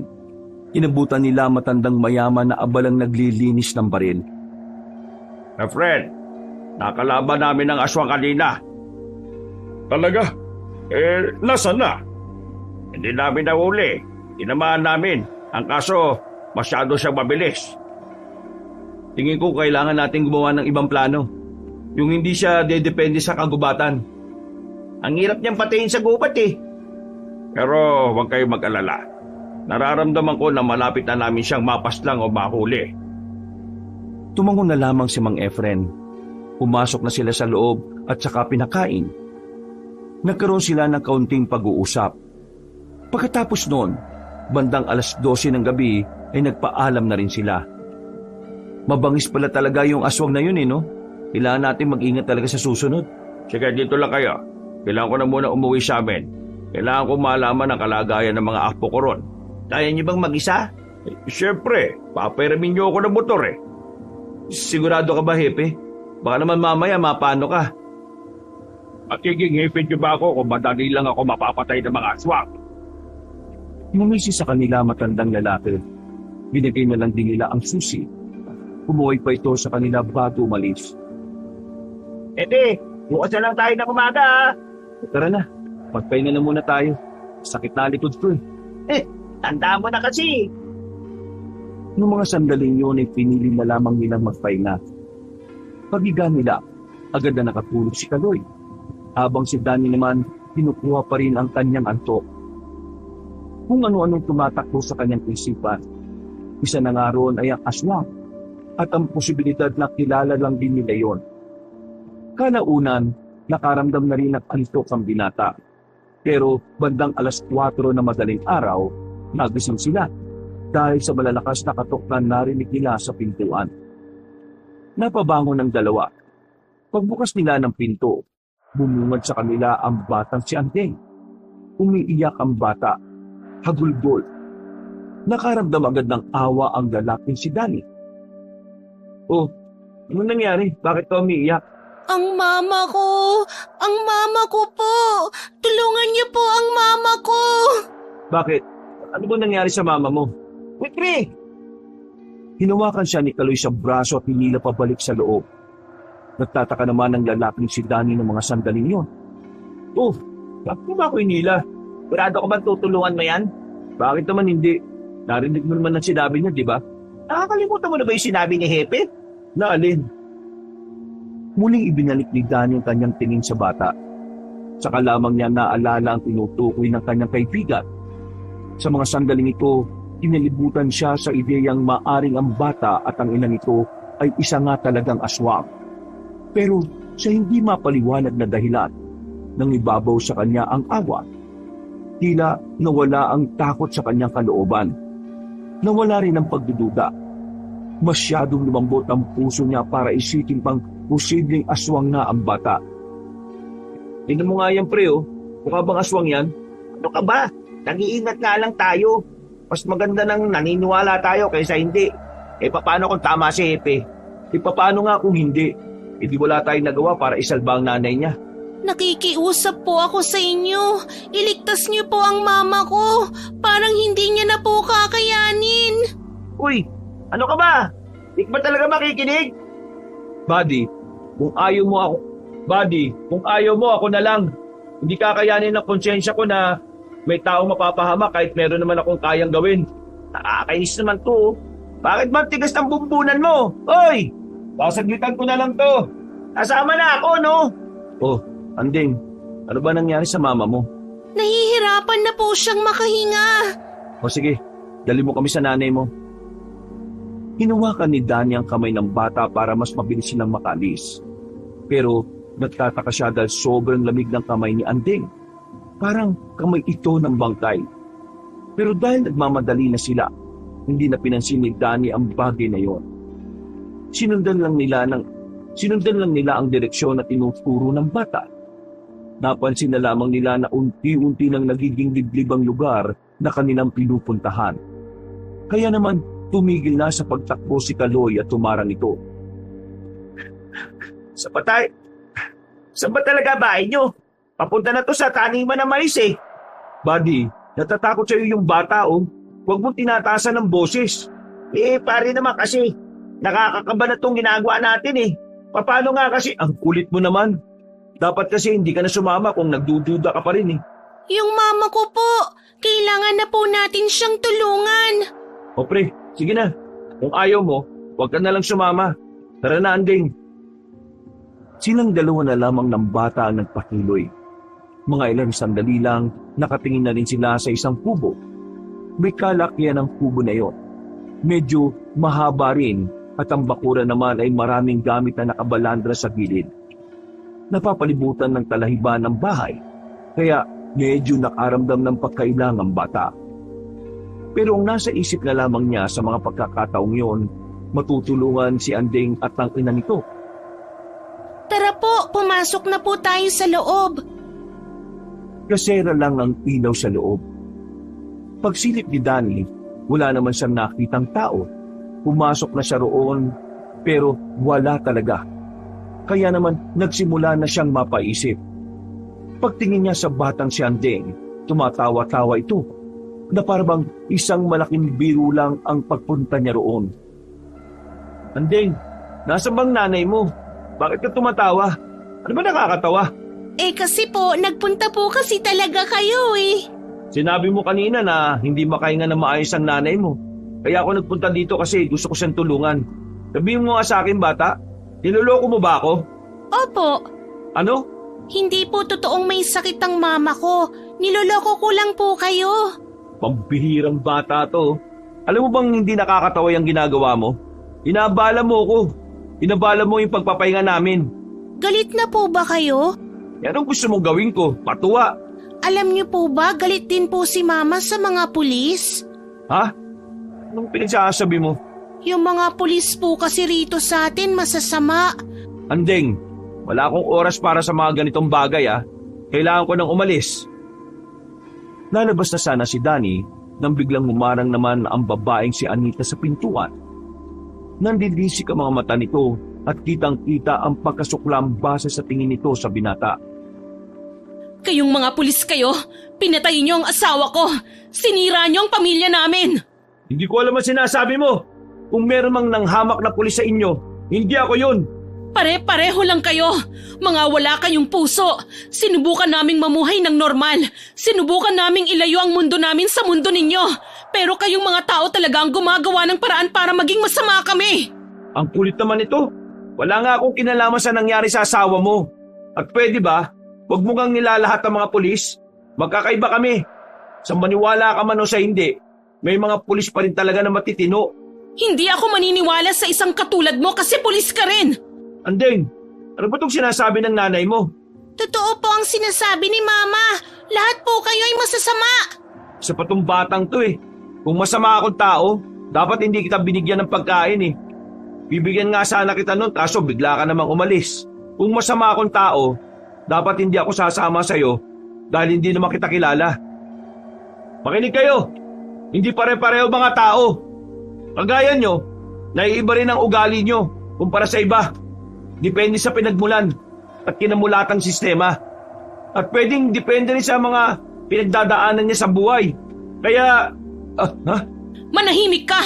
Wala kang karapatan na mangaral sa amin dahil hindi mo naranasan kailanman na mawala ng taong minamahal. Magbabayad kayong lahat! ang dali lang naman. Teka, uy! Kumalma nga kayo. Pag-usapan natin na maayos to. Handa naman ako makinig eh. Handa akong umunawa. Kung ano man ang masasamang karanasan ninyo sa ibang pulis, makikinig ako. Tutulungan ko kayo na... Hindi! Hindi na maibabalik ng maayos na usapan ng buhay ng asawa ko! Kayong mga pulis, papatayin namin kayong lahat! Naglaki na lamang ang mga mata ni Danny nang makita niyang nagbago ng anyo ang mag-ina. Pumangit na ang mukha ng dalawa. Dito na napagtanto ni Danny na tama nga ang hinala ni Kaloy. Agad niyang dinampot ang bote sa gilid. Binasag niya yon para gawing proteksyon sa sarili niya. Pero kahit na ginawa niya yon, wala namang nararamdamang takot ang mag-ina. Tila walang balak na matras si Anita at Andeng. Bagay na nagpapalakas ng tibok ng puso ni Danny. Nagsisisi na sana nakinig siya sa kanyang kaibigan. Aswang! Aswang nga kayo! Uunahin ka na naming patayin! Sige, subukan niyo lumapit! Papatulan ko kayo! Lalapit na sana ang babaeng aswang na si Anita nang makarinig sila na makakasunod na putok sa labas. Pero agad namang nakailag si Anita. Dahil may sugat pa ito sa katawan, nanghihina pa itong lumapit kay Andeng. Nang masipat naman ni Danny kung sino ang nasa labas, nakita niyang naroon na si Mang Onyok. Binalikan pala siya nito at meron na itong dalang baril. Kasama na rin ang kanyang hepe ang kabady niya na si Kaloy. Samantala, nagmamadali namang makalabas sa bintana ang mag-inang aswang. Windang na windang ang binata na makapasok na rin ng kubo si Mang Onyok at si Kaloy. Kumilos ka na dyan. Kailangan nating habulin ang dalawang yon. Kahit na hindi pa nakaka-recover sa pagkabigla dahil sa mga nalaman, pinilit na rin niyang maikalma ang kanyang sarili. Lumabas sila ng kubo na yon. Samantalang tila walang ganong puno sa area na yon, karamihan lang ay puro talahiban at mga halamanan. Marahil silang naglalakad, nakikiramdam sa paligid. At dahil ang hepe lang naman nila ang may daladalang baril sa mga pagkakataong yon, nasa likod lamang sila na matanda. Alerto kayo. Anumang oras pwede silang... Hindi na natuloy na matanda ang kanyang sasabihin nang biglang merong umilas sa paa nito. Hinabol nila si Mang Onyok na pilit tinihila ng batang si Andeng palayo sa kanila. Mabuti na lamang ay nahawakan nila sa paa si Mang Onyok. Nakipaghilahan sila sa bata at kalaunan, nabawi naman nila ang kanilang hepe. Agad na tumayo si Mang Onyok at nagpaputok sa kung saan-saan. Pero wala namang itong tinatamaan. Mga salot kayo! Lumabas kayong dalawa dyan! Kung talagang matapang kayo! Epe, ayun silang dalawa oh! Nakita nila ang mag-ina na tumatakbo na palayo. Pinaputukan ulit ni Mang Onyok yon pero sa kasamaang palad, hindi nila tinamaan yon dahil may kadiliman ng parting yon. Nakatakas si Anita at Andeng. Hindi na lang din nila yon hinabol dahil nakapasok na yon ng kagubatan. Ano? Tinastang ulo mo eh. Ayaw mo kasing maniwala sa akin na ang mag-inang yun ng mga aswang. Oo na. Nagkamali na ako. Naawa lang naman ako sa bata eh. Puro ka naawa. Yan kasi problema sa'yo eh. Masyado kang emosyonal eh. Saka kaganyan mo, mamamatay ka talaga. Inaamin ko na nga na nagkamali ako. Ano ba problema mo? Problema ko, yung ugali mong ganyan. Masyado kang malambot. Oh, tama na. Tumigil lang nga kayo. Hindi na nagsalita ang dalawa. Mataas ang respeto nila kay Mang Onyok, kahit na wala na sila sa serbisyo. Tingin nyo, mapapatay natin ang mga aswang na yon kung ganyan kayo? Hindi! Walang nalulutas na problema kapag hindi nagkakaisa. Alam nyo yan. Ngayon, tumino kayo. Ikalma nyo ang sarili ninyo. Pareho lang kayong emosyonal eh. Ikaw naman, Danny, dapat alam mo kung kailan ka maniniwala o hindi. Madalas ang emosyon ng iba ang pinakasinungaling na nalikha sa mundo. Kaya hindi ka dapat nagpapadala lang ng basta. At ikaw naman, Kaloy, kahit na anong mangyari, hindi mo dapat hinahayaan ang partner mo. Nung nasa serbisyo pa tayo, hindi nyo iniiwan ang isa't isa. Kung kailan wala na kayo sa serbisyo, saka mo pa siya pinabayaan. Alam mo naman, patalos-talos tong si Danny minsan eh. Jepe, pasensya na ho kayo. Pasensya na rin. May pagkakamali rin naman ako eh. O sige na, umusad na tayo kagad. Ayaw ko maka-apekto tong hindi nyo pagkakaintindihan sa magiging operasyon natin sa mga susunod na araw ha. Sige na, tara na. Nauna nang naglakad ang matandang lalaki. Sumunod naman si Danny at Kaloy na hindi pa rin nagpapansinan. Nang makabalik na sila sa bahay, ay doon na nilapitan ni Kaloy si Danny.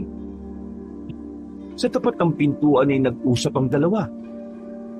Uy, kung kanina, pasensya na ha. Miss lang talaga ako eh. Pero ayos na ako ngayon. Wala yun. Ako nga dapat na humingi ng pasensya eh. Hindi ako nakinig. Itigan tuloy ako mapahamak dahil sa pagiging padalos-dalos at pagiging emosyonal ko. Limutan na lang siguro natin yun. Kung hindi natin pagkakaunawaan. Normal naman to sa magkaibigan eh. Buddy, hindi pa rin ako makapaniwala eh. Parang hindi ko matanggap na aswang si Andeng. Pre, sobrang busilat ng pinapakita ko sa kanya. Tapos hindi pala siya normal na bata. Tinangka niya pa akong ipalapa sa nanay niya. Ikaw naman kasi masyado kang naawa eh. Kaya yan tuloy. Sinamantala ni Anding yung pagiging mabait mo. Totoo nga kasabihan na matatanda. Mas madaling nalilim lang ng mga manloloko ang mga taong mabait. Paging masama ka rin naman kasi kung minsan. Loko. Bukas, ronda ulit ha. Kasama natin ulit ang mga tao ni Efren. Kaya handaan nyo na mga sarili ninyo. Baka sa pagkakataong ito mapalaban na tayo ng malala. Kinaumagahan, maaga silang nagtungo sa bahay ni Mang Efren. Rumonda agad sila at sinuyod ng kagubatan. Pinuntahan na rin nila ang ibang baryo para hanapin ang mag-ina. Pero nabigo silang makita yon sa mga baryo. Palaging bokya ang paghahanap nila. Tumagal na nga ng 1 linggo ang kanilang paghahanap pero wala silang napapala. Sumasagi na nga rin sa isipan nila na baka tuluyan ng umalis na kanilang probinsya si Anita at Andeng. Pero kahit na ganon, hindi pa rin sila nagiging kampante. Makalat na tong bakuran mo. Wala ka bang balak na linisin to? Saan na lang siguro yan kapag natapos na tong trabaho natin. Ano ba? Nabalitaan nyo na ba yung nangyari kay Amer? Ay, oo nga pala. Ano palang balita sa mokong na yon? Si Bak. Si Bak? Sinibak din? Sino ba hepe doon ngayon? Kung isa sa mga tsuhin niya ang pumalit sa akin. Nagkataon na itong tsuhin niya, galit siya tatanga-tanga. Ito yung tsuhin niya na hindi niya magawang makasundo binalas tuloy si Amer. Nalaman niya siguro yung tungkol sa nangyari. Yung mga tropa, nagsalita, nilaglag si Amer. Kaya itong si Amer, ayun, galit na galit ngayon sa mga tinuring niyang kasangga. Gigil na gigil din sa mga aswang. Pinaraman na yung loko. Kung hindi lang sana kasi siya si Raulo, hindi sana may mas maganda siyang karir. Ano ngayon ang gagawin ni Amer? Makakabalik pa kaya yun? Ang nakarating sa aking info, hindi na raw. Malakas din kasi itong bagong hepe. Walang magawa yung ibang tsuhin niya. Dapat pala, siya yung kinausap namin nung nasiba kami ng walang maayos na dahilan. O paano? Alis na muna ako ha. Saan naman kayo pupunta, Hepe? Karawan ng kumpare ko. Baka gabi na ako pagbalik dito ha. Mauna na kayo kumain. Nandyan na yung baril sa inyo ha. Kayo nang bahala sakali makadaupang palad nyo yung mag-ilang aswang. O paano? Pairam ulit ng motor mo, Danny ha. Ngumiti pa sa kanila ng malapad na matandang lalaki. Maingat naman itong pinaandar ang motorsiklo. Samantala, naganda na lamang ang dalawa para sa kanilang hapunan. Noong mga sandaling yon, tila payapa ang paligid. Wala silang nararamdaman na kahit na anong panganib. Magaan lang ang kanilang kalooban. Habang kumakain, Sarap mo talaga magluto ng sinigang, pre. Bakit hindi ka pa mag-asawa? wala pa ako natitipuan, buddy. Pigan ka kasi sa babae. Gusto mo yata yung maladiwata. Kahit na ano, basta yung matinong babae. Kailangan mo na kasing dumiskarte, buddy. Uy, ano yun? Natigil ang kanilang usapan nang marinig nilang may mga nagbagsakang bagay sa gilid ng bahay. Sandali silang huminto sa kinainan. Pasimple lang na kinuha ang baril sa ilalim ng lamesa. Nakakaintindihan ng dalawa sa pamamagitan lang ng kanilang tingin. O paano? Ako mauna ha. Doon ka sa likod. Dala ang 45 na baril, lumabas sila ng bahay. Daan-daan silang naglakad patungo sa kinaroroonan ng mga kadabog. Nang ilawan nila yon, ay wala naman silang nakita. Laking gulat nila nang biglang lumitaw sa bubungan ng babaeng si Anita. Hinamblot nito si Kaloy, nasugatan ng binata sa balikat. Agad naman nagpaputok ng baril si Danny, pero nakaiwas agad ang babaeng aswang. Dumudugo ang balikat mo! Ayos lang ako. Nagdikita na silang dalawa. Nagkatalikuran na sila. Ilang sandali lang, narinig na nila ang tinig ng babaeng si Anita. Lumabas ka dyan! Pag-usapan natin to! Ano na naman to? Buddy, biktima sila ng karahasan ng mga kagaya nating pulis. Kailangan natin sila makumbinse at idaan sa maayos na usapan para hindi na sila mambiktima pa. Kailangan nila maintindihan na hindi lahat ng pulis ay kagaya ng inaakala nila. Kung makukumbinsi natin sila, makukulong ba mga yan? Papayag ba mga yan na makulong? Hindi, di ba? Basta ang mahalaga, hindi na sila mambibiktima. Kahit na kailan, ang sakit mo sa ulo, pre. Andeng! At ikaw, babaeng aswang, lumabas kayo!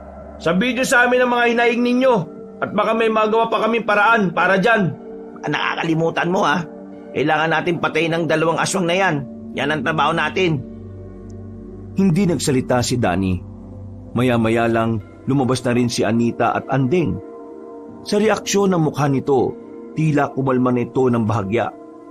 Sinamantala naman ni Danny ang pagkakataon para makausap ito. May pagkakataon pa para makapagbago.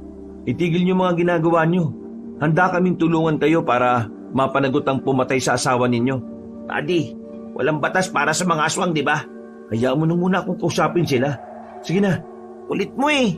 Pinatay nilang asawa ko kahit na sinusubukan na naming mamuhay bilang normal na tao. Bakit nila pinatay? Ano ba ang pwede maging dahilan? Pinagbibintangan nilang naglalako ng droga ang asawa ko kahit hindi naman. Nanlaki mga mata ni Danny na makakita. Bigla na lang may narinig silang putok ng baril. Nanlaki mga mata ni Danny nang makitang bumagsak ang batang si Andeng. Nang buhatin ito ni Anita ay nakita nilang umaagos na ang dugo mula sa tagiliran ng bata. Wala na itong buhay, dahilan para mas lalong mamuhay ang kasamaan sa puso ng aswang. Asawa mo pala ang taong yun. Pasensya ka na pero ginawa lang namin ang trabaho namin.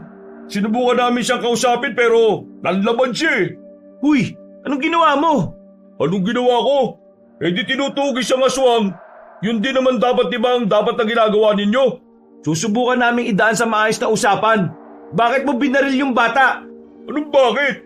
Aswang yung bata eh. Marami na silang napaslang na pulis. Kaya anong bakit ang pinagsasabi mo? Pinatay mo ang anak ko! Gumapang ng mabilis ang babaeng si Anita, pero agad namang nagpaputok ng marami si Amer. Wala na rin nagawa pa si Danny kundi paputukan na rin ang babae. Pero mabilis yung nakapagtago. Naririnig pa rin niya ang nanggigigil nitong tinig. Hindi mo sila madadaan sa magandang usapan. Sarado utak nila eh. At ang tumatakbo lang sa utak niyan ay gumanti at pumatay. Buddy, ama si Amir eh. Kaya umayos ka na ha.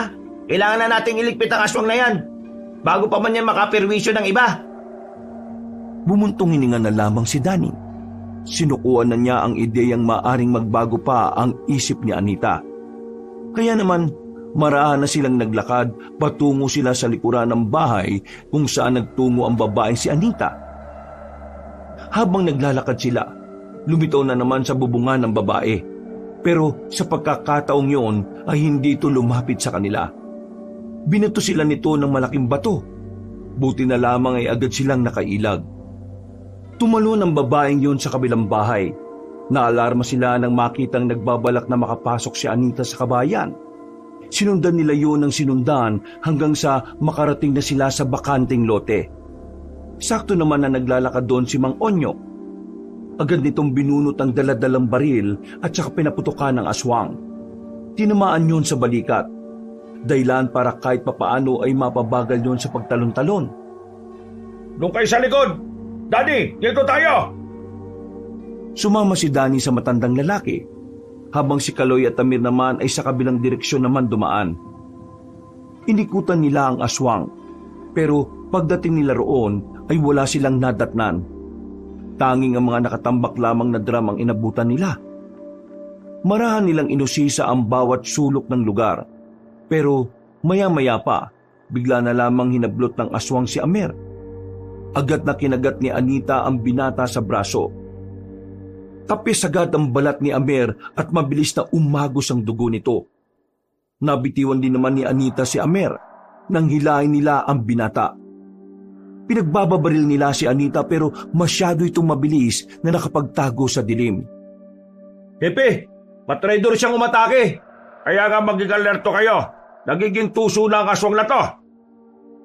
Nakiramdam lang sila noong mga sandaling yon. Nang biglang lumitaw ang aswang sa gilid, pinagbababaril na yon ni Danny. Tinamaan ng babaeng aswang, pero tila may sa demonyo talaga ang nilalang na ito. Nagawa pa rin kasi nitong makapagtago. Aloy, asikasuhin mo muna si Amir, ha? Ha? Bakit ako? Ayoko nga. Hindi ito ang tamang panahon para sa mga personal na alitan. Maging profesional tayo. Sundin mo na lang, pre. Kawawa naman eh. Nakaupo na sa gilid si Amir. Hawak-hawak nito ang brasong punong-puno na ng dugo. At kahit labag sa kalooban ni Kaloy, nilapitan nito ang lalaki. Habang si Mang Onyok at Danny naman ay pinagpatuloy ang pagtutugi sa aswang. Sa likod yan, nandyan siya. Sinipa niya ng malakas ang drum, pero wala namang lumitaw na aswang. Nang humarap sila, iika-ikang lumapit sa kanila si Anita. Sa pagkakataon na ito, si Danny naman ang nakagat sa kamay. Nabitiwan niya ang baril. Agad din namang naagaw ng aswang ang baril ni Mang Onyok. Nakatanggap sila ng malakas na suntok mula sa babae. Mas malakas pa ang suntok nito kaysa sa kanila.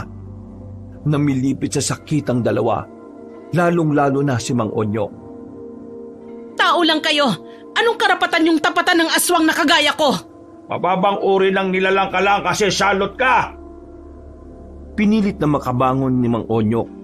Sinuntok din ito ang babae, pero parang hindi man lang yun tinablan. Hinawakan ni Anita ang kamay ni Mang Onyok. Narinig pa nila ang paglagutok ng buto ng matandang lalaki. Napasigaw ng malakas si Mang Onyok sa sobrang sakit. Kaya naman, pinilit na rin ni Danny na makabangon. Sinuntok niya sa dibdib si Anita. Sa puntong ito, tila nakaramdam ng sakit ang babaeng aswang. Kaya naman, hindi na rin nagsayang ng oras si Danny. Sinuntok niya ulit ng malakas ang mukha ni Anita. Pero masyadong matigas ang mukha nito. Hindi na naman ito tinablan. Binuhat ni Anita si Danny. Binalibag siya nito sa lapag. Pinagtatatadyakan hanggang sa tuluyan na siyang hindi makabangon. Si Mang Onyok naman, hindi na rin makatayo dahil sa pagkabali ng kamay nito. Pagbabayaran niyo ang ginawa niyo sa asawa ko at sa anak ko! Ihahatid ko na kayo sa impyerno! Ikaw ang dahilan kung bakit nawala ang anak mo. Kung sana, hindi mo siya isinama sa mga ginagawa mo. Kung sana, itinuro mo sa kanya ang pagpapatawad. Wala sanang ganito. Buhay pa sana si Andeng. Wala kang alam! Hindi mo alam ang pakiramdam ng isang ina na nawalan ng anak! Hindi mo alam ang pakiramdam ng isang asawa na nawalan ng kabiyak sa buhay! Kasalanan niyo ang lahat ng ito! Kasalanan niyo kung bakit nasira ang tiwala ko sa mga tao! Ngayon, tikman niyo ang ganti ng isang aswang na punong-puno ng puot at galit! Humaba ng ilang pulgada ang kuko ng babaeng si Anita. Nanlalaki ang mga mata ng dalawa nang makitang papalapit na yun sa kanila. Batid nilang ang oras na yon ay maaring yun na rin ang huling sandali nila. Bumilis ang tibok ng puso ni Danny nang siya na ang unang nilapitan. Ikaw, wala ka ring pagkakaiba sa kanila. Kaya nararapat lang na ikaw ang mauna sa impyerno. Mamamatay ka na! 3 putok ng baril ang narinig sa paligid. Hindi na naituloy ni Anita ang gagawin. agad na itong bumagsak sa lapag habang may tumatagas na dugo mula sa butas nito sa noo. Nakahinga naman ng maluwag si Danny at Mang Onyok. Nang makitang nakaresponde sa kanila si Kaloy. Ayos lang ba kayo? May kagat ako ng aswang. Bali ang kamay ni Hepe. Okay lang kaya kami? Tinulungan sila makabangon ni Kaloy. Sinuri pa nila ng maigi ang babaeng si Anita.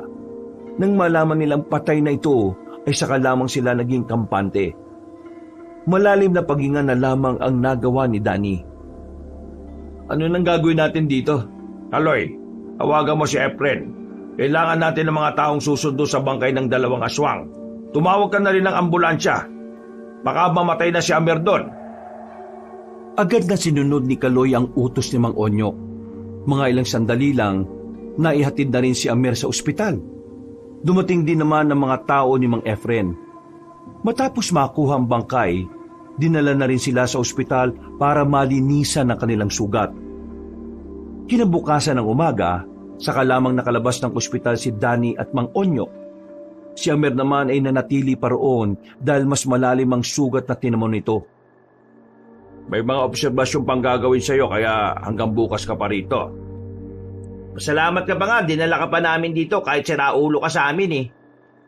Hindi salamat. Dami mong dada. Uy, hindi pa rin namin nakakalimutan yung mga ginawa mo sa amin ha. May respeto lang talaga kami kay Hepe. Kaya hanggang ngayon buhay ka pa. Hindi na nagsalita pa si Amer. Nagmamatigas pa rin ito at walang balak na humingi ng pasensya sa kanila. Iniwan na lamang nila ang lalaki sa ospital at nagtungo na lang din sa bahay ni Mang Efren. Nang makarating na sila roon, inabutan nilang sinisilaban na ang bangkay ng 2 aswang. Maraming salamat sa inyo. Pakiramdam ko masaya na ang anak ko sa langit dahil sa wakas.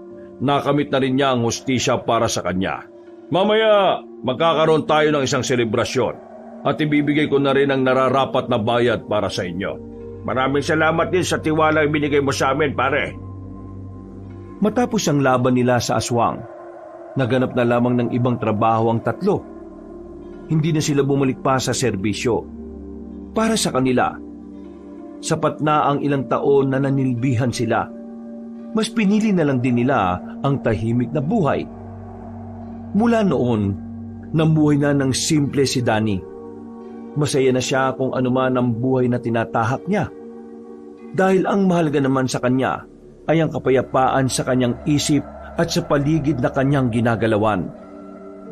Nakakaramdam man ng panghihinayang dahil sa pagkawala ng batang aswang na si Anding, pinilit na lamang niyang tanggapin ang katotohanan na minsan may mga kailangang mawala lalo na kung ito ay magdudulot ng kapahamakan para sa iba. Wakas,